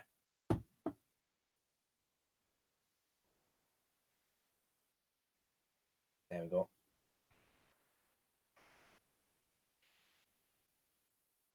So you've got there, the top one is the 125mm cannon.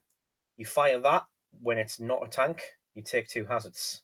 Oh, because of the backlash from it, the recoil. Yeah.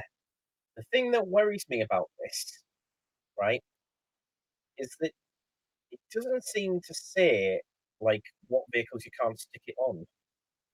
So, I mean, there's nothing particularly stopping you. I mean, granted, it does take 3 build slots. Oh yeah, there's monster trucks. I mean, one of mine's a monster truck.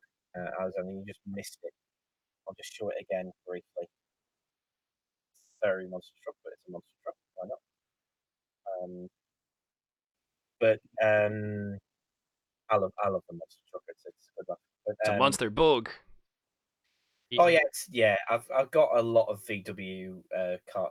I've got a lot of VW Beetle cars because you can get a load of them. There's a whole series of just VW Beetle variants, and I've got quite a lot of them. So yeah, I might show a couple of them later on when we get to the building. When we get to the building bit, the interesting stuff. So we'll go as quickly as we can because there's guns, lots of dagger. There's lots of dagger, more dagger. Arc lightning. Yeah. The arc lightning, it kind of reminds me in a weird way of is it Electric Blue from Carmageddon? But it's you can just frazzle like a lot of stuff nearby. Is that restricted to Michigan? Yeah. So that's one of the ones that Michigan can only have. Then you've got the bazooka. Didn't they change blast? I think they made blast less nasty. I think it's not quite as nasty as it used So to be. they've changed some of the guns around stuff. They've changed a few of the rules. Yeah. So if you had the original rule book, They've changed blast a little bit, but yeah, for every uncancelled hit caused by a weapon with the blast rule, the target immediately gains 1 hazard token. So you can seriously pile the hazard tokens on. Although I think blast has got rid of its double damage as well, so I think that's where that's gone, unless that's high explosive. But yeah, then you've got the BFG, which deals a lot of damage, but you've only got 1 shot from it. 10d6, Jesus. Yeah, but it's a 1-shotter, so Did you count? well, it's got an ammo. If you look at the ammo, Ammo 1, yeah. so it says ammo 1, so it like fires once. Some things like with the Michigan, you will be able to replenish that ammo with the dynamo rule, so you'll be able to get it again if it's electrical. The ammo-free weapons will be ammo 4 if you're Rutherford as well. That's another thing to bear in mind. Yeah, the tank can be quite nasty, Alexander, but the thing is if you take any of the big vehicles and you've got enough players, players will often sort of gang up on the nastier vehicles. And the other thing is the tank is slow as hell. It really is. It's actually surprisingly fast and pretty good at handling for what you would expect, obviously. But like the thing is that you normally have about 50 cans. So if you've got a tank, that's probably all you've got. Whereas other players might have like 2 or 3 vehicles. And if one person's got the right kind of equipment, they could kill a tank in a couple of turns. Well, yeah, I think the tank would probably suffer from what the WAAAAGH would also suffer from, where it's like if you only have one big bad, it'll kind of concentrate it down pretty. Because there's that fear factor. It's like, oh shit, he's got a tank, and everyone's like, quick, get him. Yeah. It You'll kind get of works the other way as well, but yeah. Yeah. It's not a game to worry about balance too much, I would say. It's got that thing that Gorka Mocha's got, where if you want to be that guy, you can exploit it, but it's Yeah, but this more game seems to be more to me like sort of the shits and gigglies. You know what I mean? much very very much it. But yeah, so we've got the Death Ray. That's another nasty thing.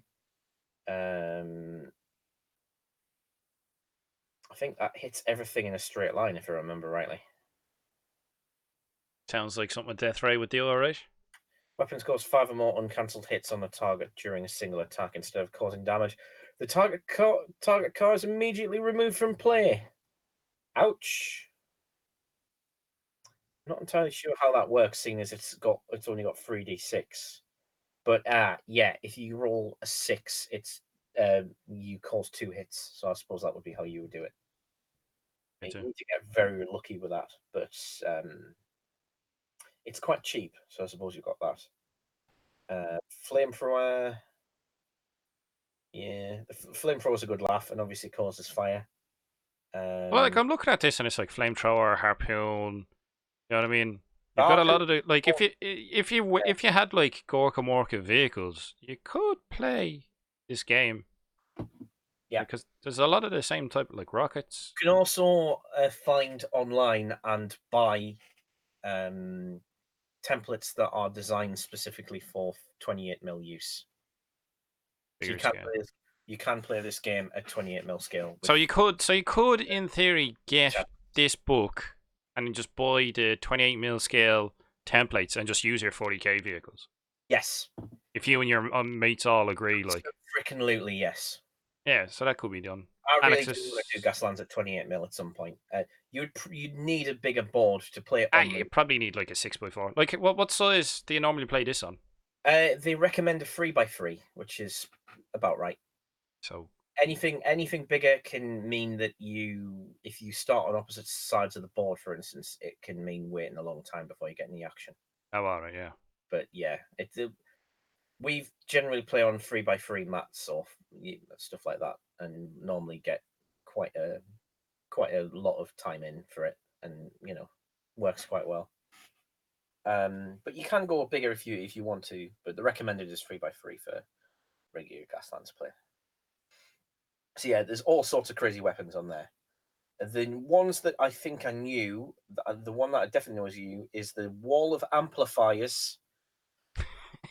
Anybody in the chat not seen Fury Road? Can we move on that quick? And the wreck lobber I think is new as well, and that just chucks wrecks, which again I think is in Fury Road. I'm loving the Wrecking Ball. It's like, especially with Cromlech's recent October releases, that could be yeah.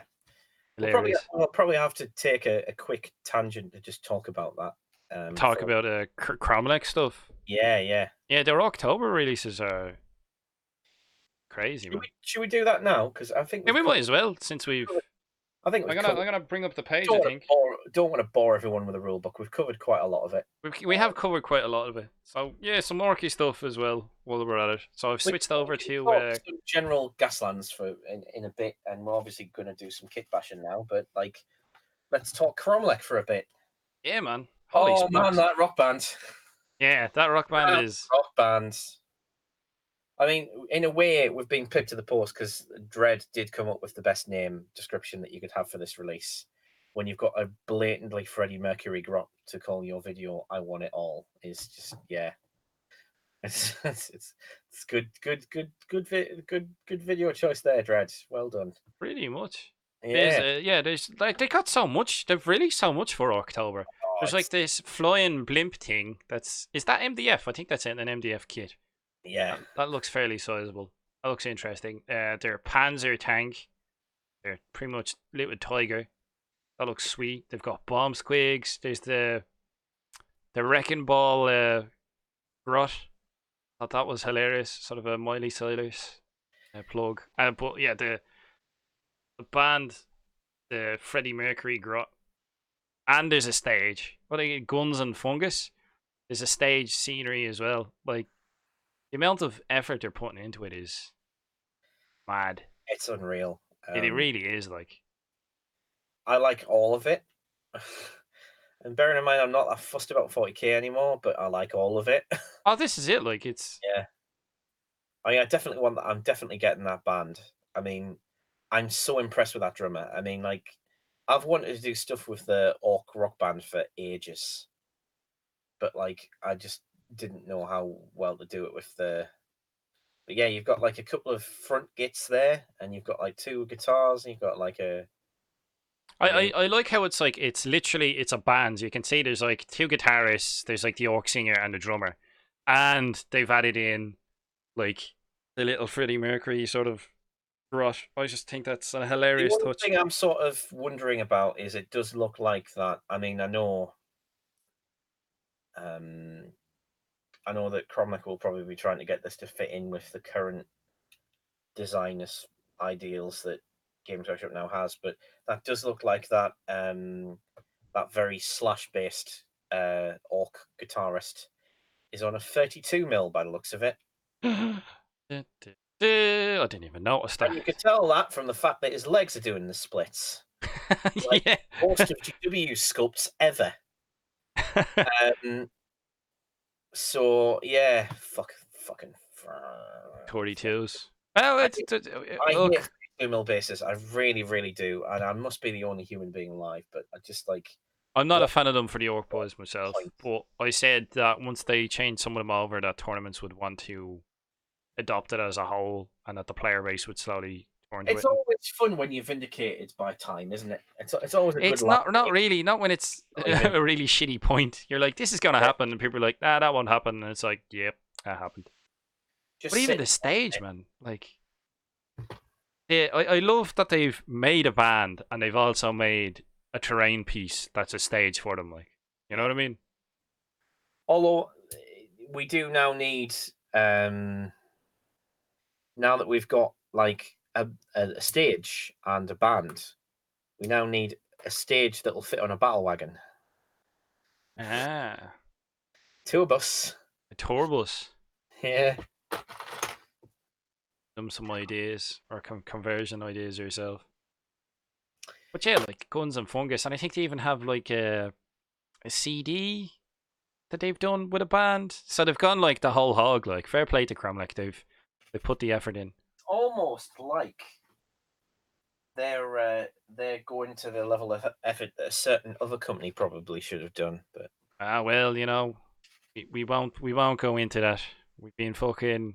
It's like pissing in the wind at this stage talking about that. And get Blue on the face like a Deaf Skull. Maybe that's how Deaf Skulls ended up, Blue. You know, pissing and moaning about certain companies neglect the Orc faction, but that's neither here nor there. There's a few other companies as well that have brought out some other Orc stuff. Like I know RTLW and stuff, and I know that Ramshackle Games brought out some Orky sprues for Gaslands. But are you going to be getting any of this yourself? I'm interested, but I'm currently shedding. Definitely getting the band, and I kind of want the blimp. You want the blimp as well? But I just don't know when I'd ever use it, because the only time I ever bothered to play, the only time I ever bothered to use my Orcs most of these days is the occasional meets I would go to with other Orc players at Warhammer World. And Apocalypse battles, yeah. Warhammer World will take one look at my distinctly non-GW stuff and tell me to take it off, which is now official policy. Yeah, yeah. It'd be fun. I suppose you could do one of two things where it could be like a bit of terrain floating around, just getting in the way. You know, roll it random for movement and stuff, or just come up with rules, for like narrative games. You know. Yeah. But yeah, that kind of. A couple of my friends are open to the prospect of a narrative campaign for 8th edition. Why not? Stuff like that tied into the story. Okay with me doing my Fan Gretchen Codex as a thing as well, which kind of surprised me. But it would take a lot. It's going to take a lot of effort to get me interested in doing anything 8th Ed related, because it's just I know the feeling. I'm kind of distracted myself with BattleTech, to be honest with you. When you have to game in a GW, I can understand the focus. When you are in a gaming group where you can do whatever the hell you like, why would you limit yourself? We go back down onto the desktop, will we? Yeah. So let's do some kit bash. Yeah. I'm gonna see if my new camera doesn't take as long as it normally takes me to sort of set up. I have no idea what I'm doing. What do you reckon would be a good conversion to do? Oh, whatever you like. I mean, if you got do you know what sponsor you're going for yet? No, I have no idea. I like muscle cars. That's all I know. Yeah, well, muscle cars is a good go. And I've a few to pick from. I might muck around with this and see if I can. I don't know if I want to mess around with the paint job much, but I might see if I can scratch build a little 50 cal or something. That comes out. Something like a surfboard here or something. Or there's one I've drilled. See, the thing is, I don't want to be drilling on a live stream and you have to listen to me with me Black and Decker going. Yeah. So I think I have a shell knocking around here somewhere off of a sports car that I started mucking around with. And I think I was just adding in bits of windows and stuffs. Han says he's ordered his Tiger Wagon. Poke Cactus says Orcs. Oh yeah, this is an Orc podcast. I want that in mind later. Well, it's like, yeah. It is an Orky sort of hobby hangout. But, you know, you need to not invest all of our eggs into one basket. That way leads to disappointment, I'm afraid. So we have this car. We're back to 40k already. Yeah, so quick. So this is what I've got. I don't even know what car this is. This is a. Don't even know what this is. It's a coupe of some description. Whatever. It's a car. It's got wheels. It's a bit sports car like for my ligands. But I was thinking of. Is that like a Jaguar or a? Well, I don't know. It does. Looks like it was trying to copy an Aston with a piece of tracing paper, so that would suggest Yeah, it's. yeah, something like that. I've drilled this guy out, so I've drilled the rivets out with a. Oh, we've got a Steve. Oh, Steve-O's decided to arrive. He's late to the party. I've drilled out this guy. So basically, what I did was there's the rivets underneath these cars. If you want to get to the internals, you have these sort of rivets, so that it's like columns that are part of the car shell itself, the die-cast part. They just rivet them back. So if you take your time and you know, take it easy with I just use like a Black and Decker drill, just like a handheld drill, and just drill them out. Yeah. Yeah, and It, just it- like go slowly with it, and you won't wreck them. relatively heavy duty drill, but you do not need to drill fast. No. Slowly. Yeah, Jesus Christ. Don't just Sure. like put down a Yeah. lot of brute force and Well, stick you it, don't want whack to it on. go through the car and probably the desk, but Like if this is you, a bit messy for my likings. You know yeah, what I mean? yeah, but like it removes it quite easily once you get going. I tried to do it initially with a Dremel. A Dremel won't cut it. You will need like a proper heavy Oh, duty. you will, because I was thinking of buying a Dremel specifically just for taking the rivets out of the I underneath mean, of the car. The Dremel's pretty good, and I mean maybe you could maybe put on a proper drill piece that on a Dremel that might do the trick. But I ended up not using my Dremel for it. Just didn't seem to make any kind of sense, really. But This is yeah, what we've got. We've got this sports car that I don't really know the name of, and I've cut like bits of it down, and I've glued this part on, and then I've started plastic in some detail, just like some armored up windows, and I've just been messing around with fucking weathering powder on it, but I might just paint it all in rust and whatever else and give it a bash. I think I Scotch Brite padded the exterior of it so that paint will stick to it a bit better. If you can look, this is the original like high glossy sort of color. And I just literally sat here with a Scotch Brite pad and just try to rough up the surface a little bit. Go from there. Yeah, I don't know what to do with this. Like, I'll just suppose I'll add some detail to here. I could do like weld. I could get green stuff. I might do that. I'll get some green stuff on and we'll add in some weld seams into the windows because I just jammed in 2 bits of plastic card on the inside. Tried to take into account the interior. While we're talking about stuff, bikes is something that people have been asking me a lot about, and they're tricky to get, or at least they were. I think we're probably going to be seeing a lot of these Implement of Carnage bikes. I mean, this is a metal version of it, just to show you, and like this is a Ramshackle Games one. I just look at the difference in scale. The difference is quite monumental. Oh yeah. I mean, just look at the difference in the size of the wheels. They look like they're for 2 totally different games. Yeah, these are really, really small. Whereas these, and if like just to line it up against a car, I mean, like the scale's probably not awful. I'm not gonna say that, but like, it's not great. Back it away from the camera. Hold on. There you go. There you go. Yeah, I see what you mean. They do actually look a bit tinchy for the size. Whereas that pretty much perfect. And where did you get that bike from? That is a metal one. That is a metal version of the one that you get on the Implements of Carnage sprue. Oh, so it's Implements of Carnage scale stuff. Yeah. So if you buy the if you buy the Implements of Carnage sprue, you've got one bike on there. I know it looks like there's two. It's Two halves of the one half. biker, is it? Yeah. Yeah. I figured as much. It's pretty decent, and the scale's pretty good. I got the metal one as an extra bonus for pre-ordering, I believe.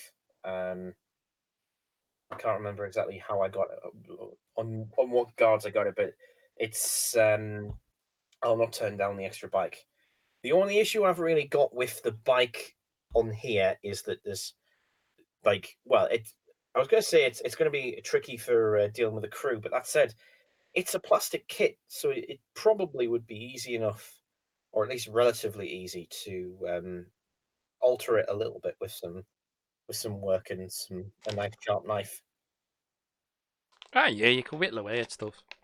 Yeah, and if you see on my desk, I've got 3 more of the Beatles type cars. So there's 3 of them on the desk, including a Beetle pickup, which I desperately want to do something with. I'm just not sure yet. You haven't decided what exactly, but you know you want to do something with it. Yeah, I'm kind of sort of drawing a blank at the moment. I've not really come up with anything yet. So I'm cleaning some of the weathering powder that I put on the roof of this one. Steve, I was saying, well, I have to get into Gaslands at some point, but just way too many projects currently in the works. Well, that's it, Steve. You know what I mean? I'm procrastinating as always. I'm what they call in the industry a hobby butterfly. It's like, oh, I'll start a bit of this, and oh, I'll start a bit of that, and I get distracted too easily. So while I should be painting a lot of orcs, I'm now messing around, mucking about with cars, which I find somewhat amusing. So I'll clean some of the weathering powder and off that. What else am I gonna need? Super glue.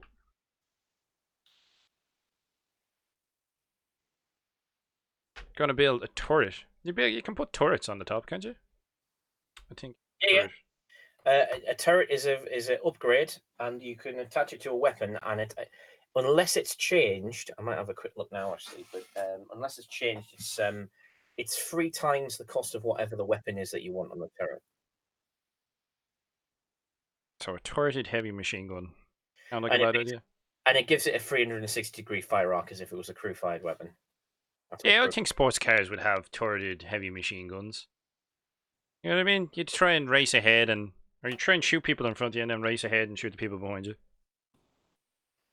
Sounds like something that's feasible in my eyes. Yeah, weapon turret mounting for weapon. Weapon gain 360-degree arc of fire, cost times 3. But yeah. What out? But yeah, we didn't really cover the vehicle upgrades, but you've got quite a few. So you've got like armor plate, and you've got. Well, this is it. I'm not even looking at what you can or can't do. I'm just like, well, sticking a heavy machine gun on the top of it seems like a good idea. Yeah, one of them is an experimental teleporter, but I think you need Michigan for it. Yeah, you do need Michigan for it. But like, yeah, and there's exploding ram, which is quite fun as well. Yeah. Well, you were saying to me about Miyazaki or something like that. So guys who like drift and stuff. Yeah, Miyazaki. Yeah. Yeah. So if it's like a sports car, I'm thinking you don't want to be ramming stuff. You want to. Yeah, I think a turreted heavy machine gun seems like a good idea because if you're far behind, you'll shoot the stuff in front of you. But if you're screaming ahead, you'll get shots in at the buggers behind you. Oh yeah, absolutely. Here's me blade. Love when I put something away so well, like my desk is a bit of. Steve was saying time is so limited for me. Oh, I know they're failing me. I've been doing nothing lately in the past couple of weeks, but working a lot of hours, man. A lot of hours. That's just life, you know what I mean? You have a family, you have a job. What happens? The hobby has to take a back seat for a while. That is just life, I'm afraid. It's always the same. Either you have all the time in the world and none of the money to buy the stuff, or you have money to buy the stuff and none of the time in the world. No? Way or the other. You have your life that sort of take priority over the hobby. Family being top of the list of that. Jobs tend to get in the way, sadly. But as it's like, the soldier on. Where the hell have I put that plate? Here we go. I've That got was as blunt as a butter knife. These streamliners, and I'm not sure what team to use them with yet. But I've got streamliners. Oh, those cars. Yeah. It's pictured a lot in Gaslands, and I think there's a picture in the rule book with like a looted gun, like a gun from the looted stuck to the side of it. Yeah, I mean, I'm definitely thinking either Michigan or uh, either Miyazaki or like one of the speedy ones. I'm Yeah, even see, look, coming up against the problem already. It's like flat panel on curved roof. yeah. An idea of what to do. Well, you could always chuck some putty into. I think that's what I'll do. What I'll do is I'll glue the panel to the roof, and then I'll wedge some putty in underneath to fill it. But also, I'll use that putty as weld seams. Yeah. That'll be fun. Little bit of green stuff, so I do. And all of the stuff that we have from our 40k hobby, it's super handy. But even still, people getting into it. Like if some people have no don't have any plastic art, it's like you just use cheap plastic, like you know what I mean? You don't have to be using styrene stuff. You mostly use styrene because you can use plastic glue with the plastic miniatures. And it's a good combination, you know what I mean? Hmm. Go from there. Oh, I'm just doing rough. Yeah. Trim it down a little bit more, I think. Yep. Down a bit more. No rulers. No. Thinking it ahead. And I've actually seen quite a few people on YouTube doing cardboard. Using cardboard. Mm. They do armor plates and stuff. And I suppose there's pros and cons to using cardboard. The pros to using like cardboard like a cereal box or something like that is you wouldn't have this problem that I'm coming across here, because if this was cardboard, you'd literally just bend it to the shape of the roof. Now I could heat this up, but I'm not gonna fucking heat up styrene. Alex wants to know what job I do. I work in security, mate. I do security. Long hours. Fun times. I used to work in airports, which is even crazier. Good times. Me being a responsible individual, I'm like, that still scares me to this day. I think I'm gonna rough up the surface of the roof a bit more.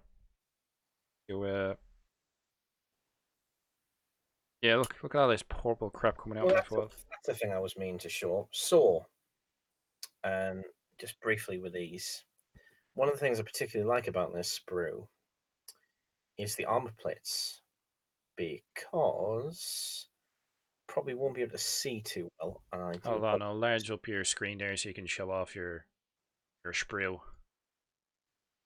Yeah, So so that sprue comes with quite a few armor plates, does it? yeah, it does. Yeah, I'm just trying not. If I get the thing out of the way, does that make it any better? I've got such a delay on the live stream. No, you're Hard to fine really, there. Yeah, that's fine. hard to really tell if I go onto my actual right. Okay, so trying to get. Yeah. Hang on, if I stick this white card behind, that presumably is going to be the best That way. might help. There we go. That's loads better, isn't it, guys? Just try and get it right.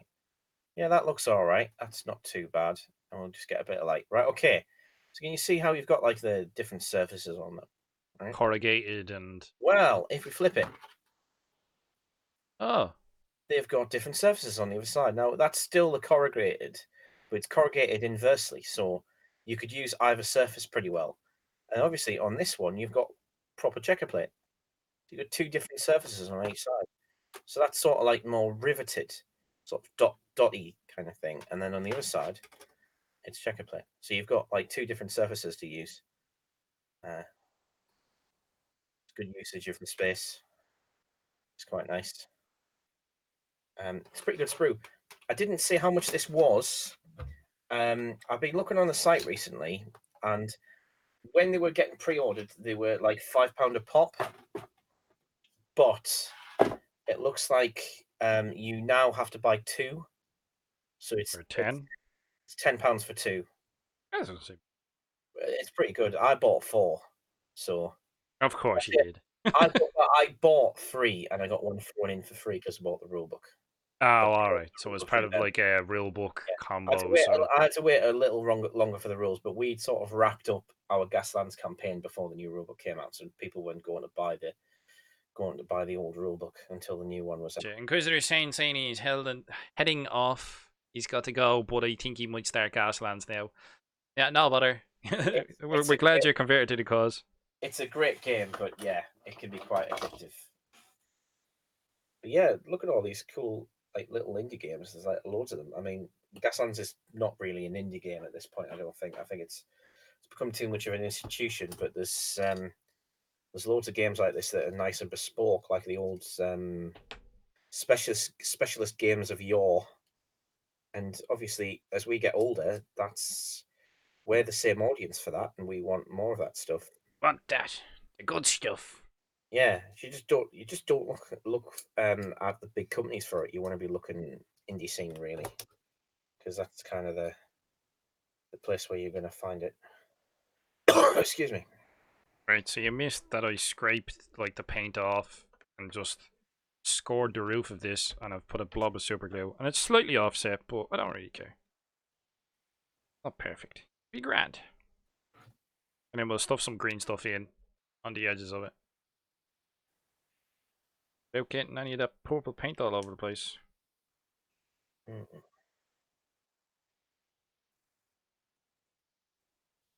Crack on. So how did you get into Gaslands? How did you hear about it? I can't actually remember. Neither can I now that I think about it. It's one of those things. I just encountered it, and I'd heard it. I'd heard the name chucked about for quite a long time. Yeah. And Because it's out for about, what is it, 2 years? This is the second year? mm, Hans Gruber is asking, is that a Linkin Park CD? I think it is, Hans. yes, it is. It's the In the End single. I've been sitting on it for quite a long time. I've got the actual Hybrid Theory album somewhere, but like yeah, um, Hans is pulling a squeak boss. just yeah, it's yeah.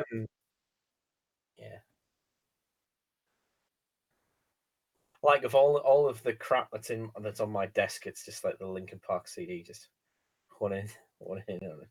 Hidden in the corner. Yeah.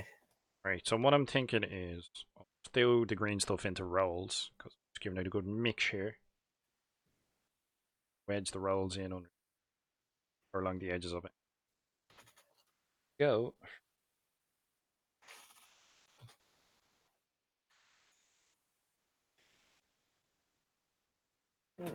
Bad idea at all.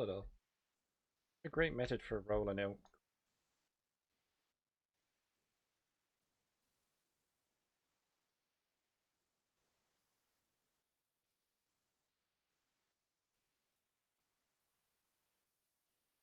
This is the problem when you're doing hobby. Your brain sort of focuses too much on the one thing. It's like, you can tell I'm rolling the green stuff on my desk. The camera's like,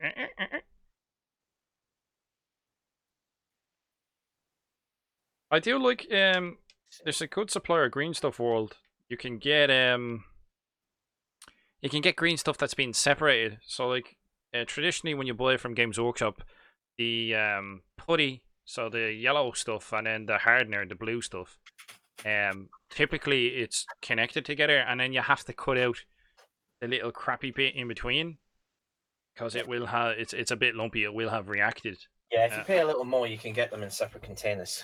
Yeah, So you can get them in separate containers, but also Green Stuff World, amongst one of the suppliers, they actually do strips that have a gap in between. So like the blue and the green, there's a gap, so you don't waste. oh right, yeah, I haven't needed to buy green stuff in quite a while because I always buy it in massive In amounts. bulk. Yeah, Yeah, I'm one of those guys who was like, I use a little bit here and a little bit there. but I bought the brown stuff from them more recently, and that has an inbuilt gap in it. So presumably they're doing it with both now. That's cool. But yeah, it's a specific product I think that they sell where it's like you can buy Green Stuff rolls with a gap in them.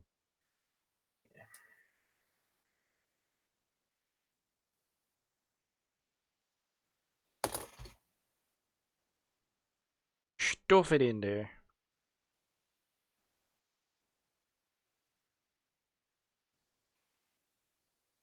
I know. It's looking alright. I may have actually judged it correctly. What are you working on? Plates. All the plates in the world. I'm just fiddling at the moment. I'm just getting ideas. I don't know if I'm going to get anything properly built tonight. I'm just kind of dry fitting and looking at bits and pieces. Working about. Yeah.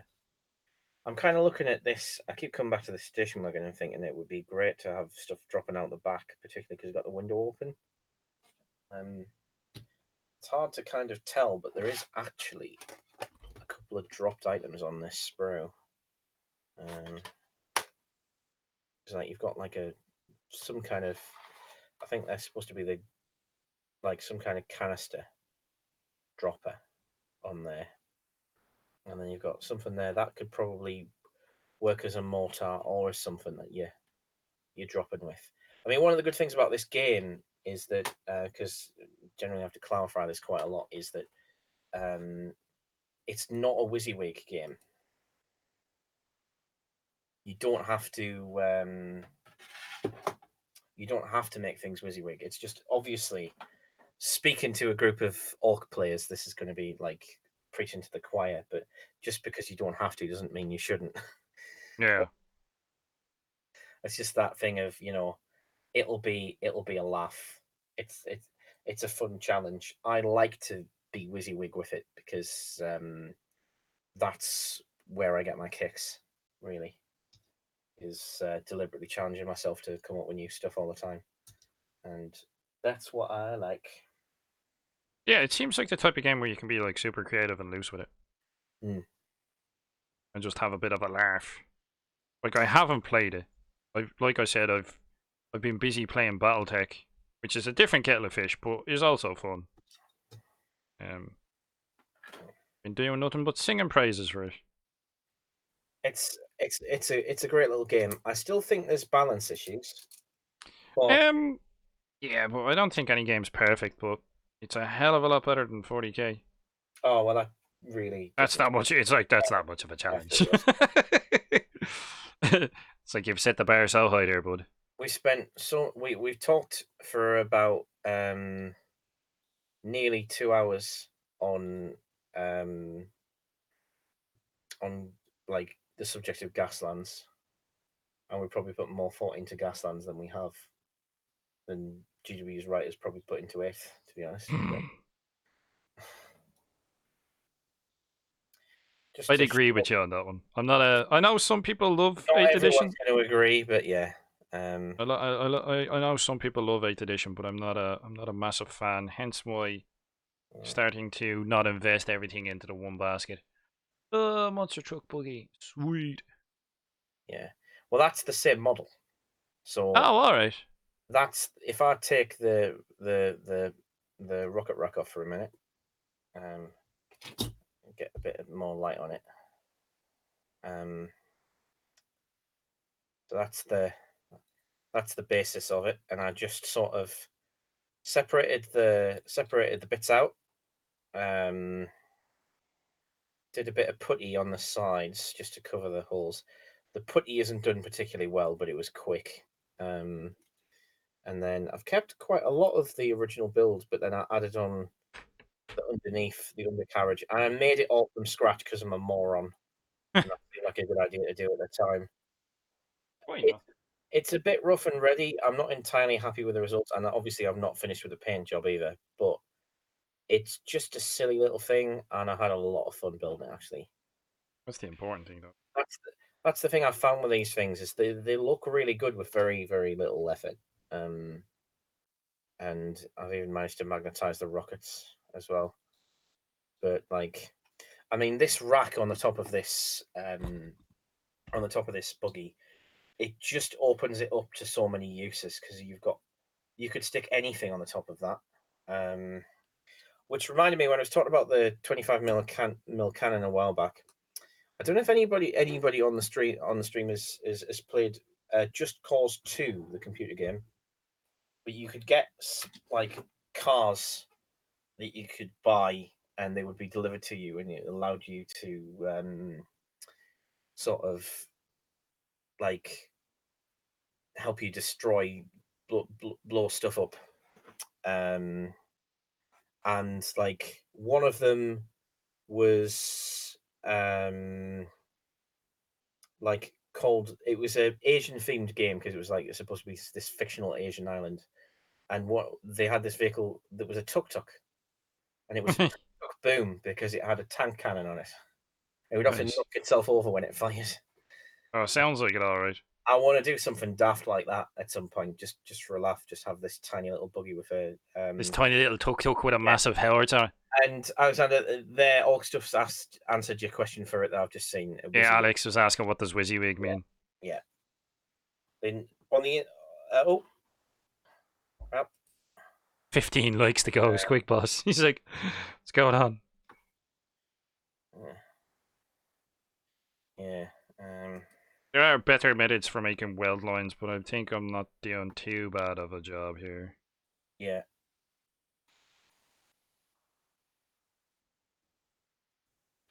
What you see is what you get. It's like W Y, isn't it?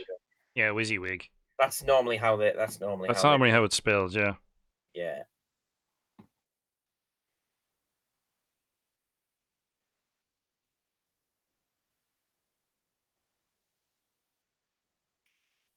I suppose you'd want this thing to rotate once you've sort of done. I really should have thought that through a bit more. Sure.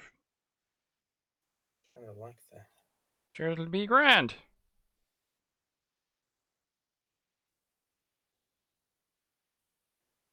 Go.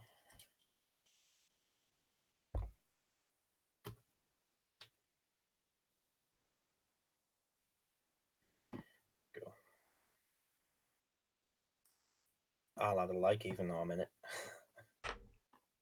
Right, so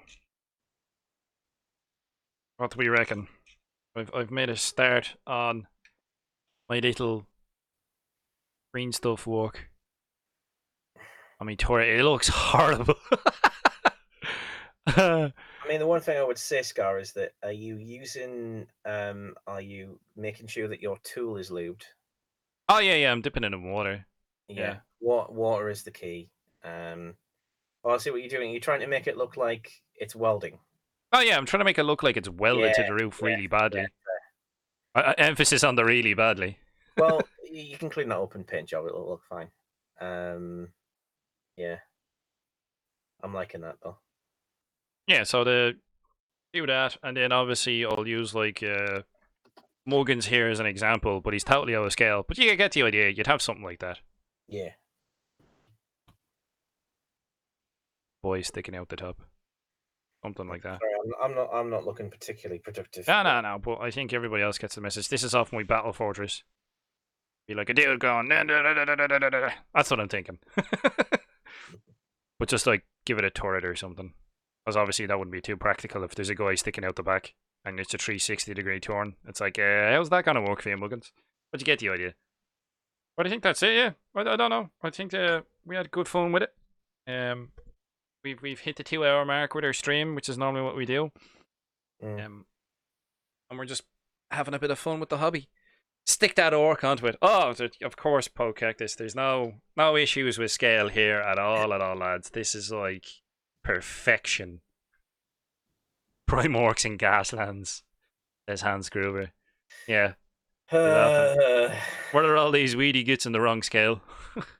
But like we were saying, there's nothing. Thank you guys for reminding me that Prime orcs is a thing. That's There's nothing stopping people from getting bigger templates and using them with your orc vehicles. So if you didn't really want it, but like, I think the beauty of Gaslands is it's just Hot Wheels cars that get like, they're cheap enough. You know what I mean? Like, if they're not a massive money sink, but if you didn't really want it, you could get bigger scale templates. It's all about the templates, really. And just play on a bigger map. So I think we'll call it there for this stream. It's in good crack. Well, let that green stuff set, and I'll make a 50 cal eventually at some stage. And we won't stick him to it for now. We'll go from there. And Dame's walking away. I'm sure you'll have more to show.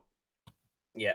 Conversion wise for When I finally another. figure out how to do YouTube videos and stuff. Yeah, do YouTube videos, start up your own channel. We'll do more live hobby hangouts, and maybe we'll do more Gaslands stuff in the future. Now that we have the new rule books and the new teams, we'll start doing a bit more than just orcs, because I think people will really like it. I do think a lot of the folk who are into orcs will use their rocket bits and their glyphs and their gubbins and their guns and just like stick them to cars and have a laugh. You know what I mean? What's not to like? Hands asking about Hangout pics. Have people chucked stuff in the Discord or not? I don't know, has anyone done Hangout pics? If yous have, I'll have a look now, see what's on. if you have any pics that you've been doing, we could do that. I do apologise. The live stream work in progress. Has anyone done any? I'll throw a link up. Copy that. We'll throw that into live chat. Really haven't, is it? Boom. So there's the Discord link. If you guys want to throw up any of your hobby progress that you've been doing Sweet. during the live stream, and throw it up into Nice one, Paul Cactus. That looks really cool. I'm guessing that's obviously a Mega Grot tank you're working on there. That's really cool. working on Mega Grot tanks, getting their builds on. Yeah, the orc build. You know the thing, the competition I'm running. It's like the one I've been totally distracted away from, and I've yet to start my build. I don't want a repeat of the build. What build? What? the Grot tank shenanigans. But yeah, we'll have a look. There's a couple of guys who have. Why is everybody taking this excuse to make Grot tanks, and I'm not taking Mega Grot tanks, and I could have totally got in on that. Could have. I've still got time. I've got like all the time in the world. So what's Hans Gruber's been working on a vehicle build for the Skarnir big vehicle building competition. I like his armor plates. Holy smokes. They have been battered. I like it. Looking nice. Yeah, I'm liking the bent plastic art. That's a really cool idea. Yeah, that's a nice. Normally, I was watching some scale modelers who do similar stuff. And what they tend to do for this, because plastic can be such a pain in the ass to try and manipulate into the exact form you want, especially when it comes to bending it and stuff. What a lot of those guys do for the fenders or tanks and stuff, they get copper. They use like copper sheeting, really thin copper sheeting, and they'll manipulate them that way. Beat the absolute bejesus out of them. But yeah, that looks really nice. I like this effect you've got, especially these. Like, they don't just look like bits of plastic that are bent and broken, and actually looks like metal that's being whacked and cut off of stuff. It's all manner of gubbins and bits and vents and all the little... Are they double rivets? Are they like bolt heads with little styrene rod heads on them? I'm like, you're a madman. I like it. I like it. What's Poke Cactus been working on? Oh, yeah. Yeah, Mega Grot tank. Nice. It's ironic that you'll use this as the front. I had some similar concept with making a train out of it. It is this piece of kit is asking. It's part of the galvanic server hauler kit. Tell me about it the other day. And yeah, the server hauler is a very, very useful kit for. It's very lootable. The tracks are really nice as well for making grot tanks. Really lootable. And I also see that there's a Mega Grot tank hidden in the background there. Hidden away. Yeah. Just the other side. But yeah, this looks cool, dude. Also with big shooters by the looks of it. Yeah, big shooters everywhere. He's going for all the DACA. And I liked he was showing me the other night the shooter coming out of the eye. It's the Gorka Morkanov faceplate. Where normally the eyes have like a light or something, or has something sticking out of it, but he's got a shooter sticking out of it. And then bits of gubbins and stuffs. That's off the dread. That's a rhino door. That's off of the flyers. Nice turret he's got on top of glass turret. Nice, dude. Nice. Liking the direction you're going in. Liking your use of plastic toy. See, this is what I like when people do this. they get like a plastic toy and then they convert the bejesus out of it to the point where you don't recognize that it was a plastic toy. I think that's an art form in and of itself. So that's looking good, man. Oh, Yeah. we get another side view. It's looking good. He's not shy with the old super glue, I'll give him that much. But it's yeah, it's looking like a sweet build. I like that you've got a set of tracks and a set of tracks in the back, and it's not just one big continuous track. It's nice use of that servo hauler kit, definitely. Really nice use of it. We have Squig Boss, who got himself some. I would probably suggest for is it Hans? Is that Hans's one? Oh, Cactus. Which Hans is the top one. Poor Cactuses. Yeah. If you can get, oh, I was going to say vary your plastic card texture, but you've beaten me to it, so you've already got some. I've noticed. Yeah, good. Vary into parties. Buried them, and then Squig Boss. That very much looks like Squidgoss succeeded in getting his Black Reach stuff that you wanted. Oh yeah, he was asking about that. Yeah, what's that starter set called? Something. Oh goodness knows what it's called now. But it's a little kit you can get in art stores that has all the Salt and Black Reach sprues. Yeah. And he's managed to get his hands on it, and you can tell they're from these new sets because it's green plastic, and it was grey. They're on 32. Well, I don't mind knobs on 32s. Fair play to you. I've turned into a base knob now. Look. I'm like those old grognards giving out to people who put like Warhammer Fantasy miniatures on circular bases. It's like, oh, wrong bases. But yeah, this looks cool, dude. You've got yourself an assault on Black Reach Warboss. Stick some paint on them. Oh no, there's nothing wrong with fantasy miniatures being on square bases. Oh, we talk about is AOS being on circular bases. AOS being on circular bases. Yeah. Well, I think that's what the whole thing is that they're not like AOS is not a replacement. AOS is a step to the left in a different system, and I do like it, but it's Jesus. We won't go down that rabbit hole this live stream. Let's just say that much. We'll save that topic for another day. I'm not going down that rabbit hole. Ever. No, that's days of your life could be spent on that. So I think that will be goodbye from me, Skarnir, for this live stream. Thank you for hanging around and chatting with us. Steve-O said Vedros. Yeah, battle for Vedros. Inquisitor Zane's like, I made it back. Yeah, you made it back for us just in time to say goodbye. Yeah, I know, right? It's perfect timing. Perfect timing. And yeah, Dame, any words you want to say before we wrap it up for this live stream? Yeah, bye. And yeah, you should probably make Squig Boss happy by getting some other guest on. Well, we'll do Did it. you see him giving out? It's like, hey, Scar, are you going to have any different guests on? Oh, well, is that how it is? That how it is? He's dependable. He's dependable. The absolute cheek of it. But yeah. Right, so thanks for hanging out. Hopefully you've gotten some decent work done like the rest of the guys during the stream. And we'll catch you in the next one, which is, it's every second Sunday. It's the same time. So UK and Ireland time, it's 9 till 11. We've run over a little bit. He's got an extra long one this time around. Yeah. And yeah, we'll catch you. So you'll see some Gaslands, some orcs, maybe some Gaslands orcs. Like I said, go check out Dread. WAAAAGH, he has a video or two talking about it, talking about Gaslands as well. Got a really good intro to Gaslands video. That reminds me, another good channel to have a look at for Gasland stuff is one called Skirmish War Games. He's got a really nice bike comparison video where he shows you different like sources of bikes. Bikes are a pain to get, so it's worth having a look at that video.